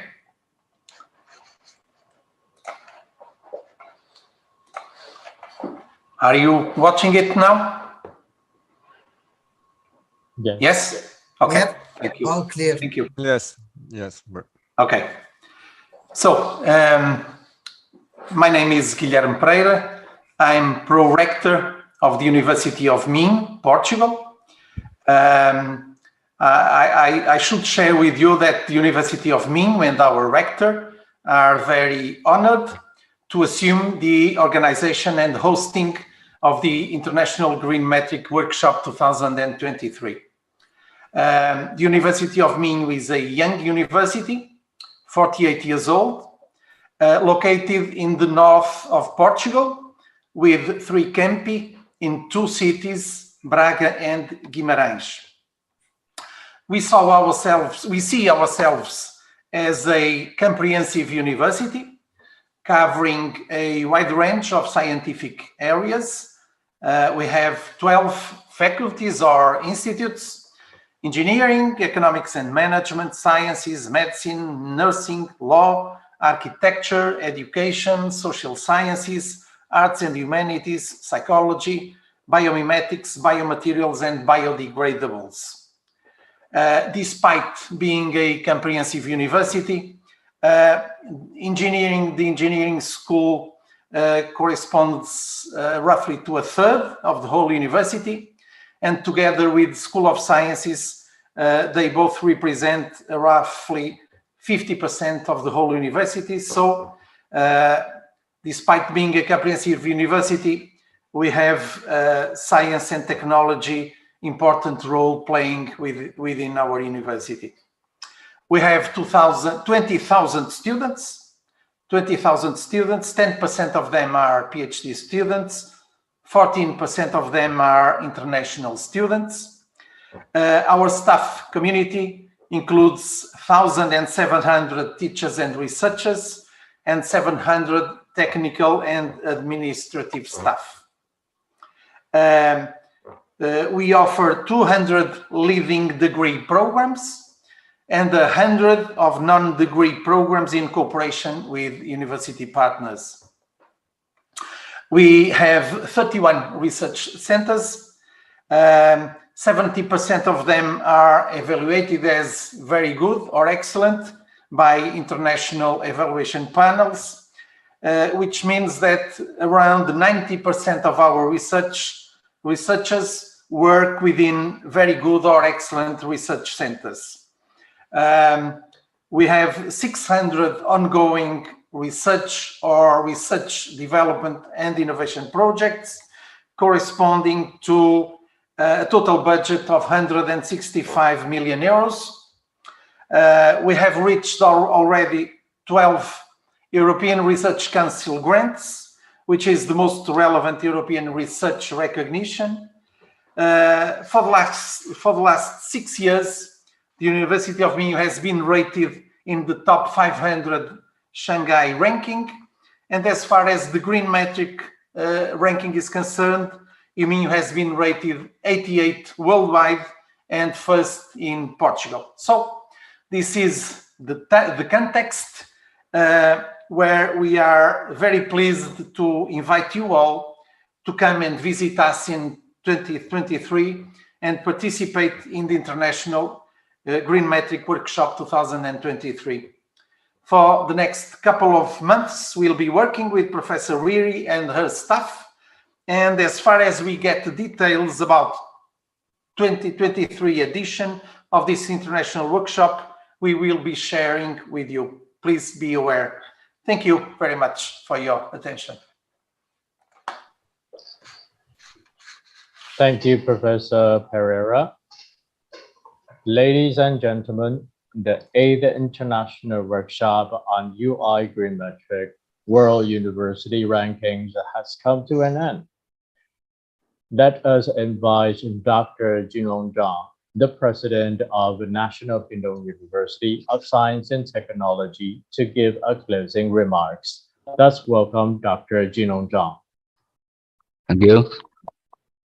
Dear respected colleagues and attendees, ladies and gentlemen, on behalf of NPUST, I'd like to sincerely thank you all of you for your participation in the 8th International Workshop on UI GreenMetric World University Rankings. Over the past several days, we have learned valuable insights as we explore the theme of the year's event. We have considered ways in which we can work together to take collective actions on green initiatives.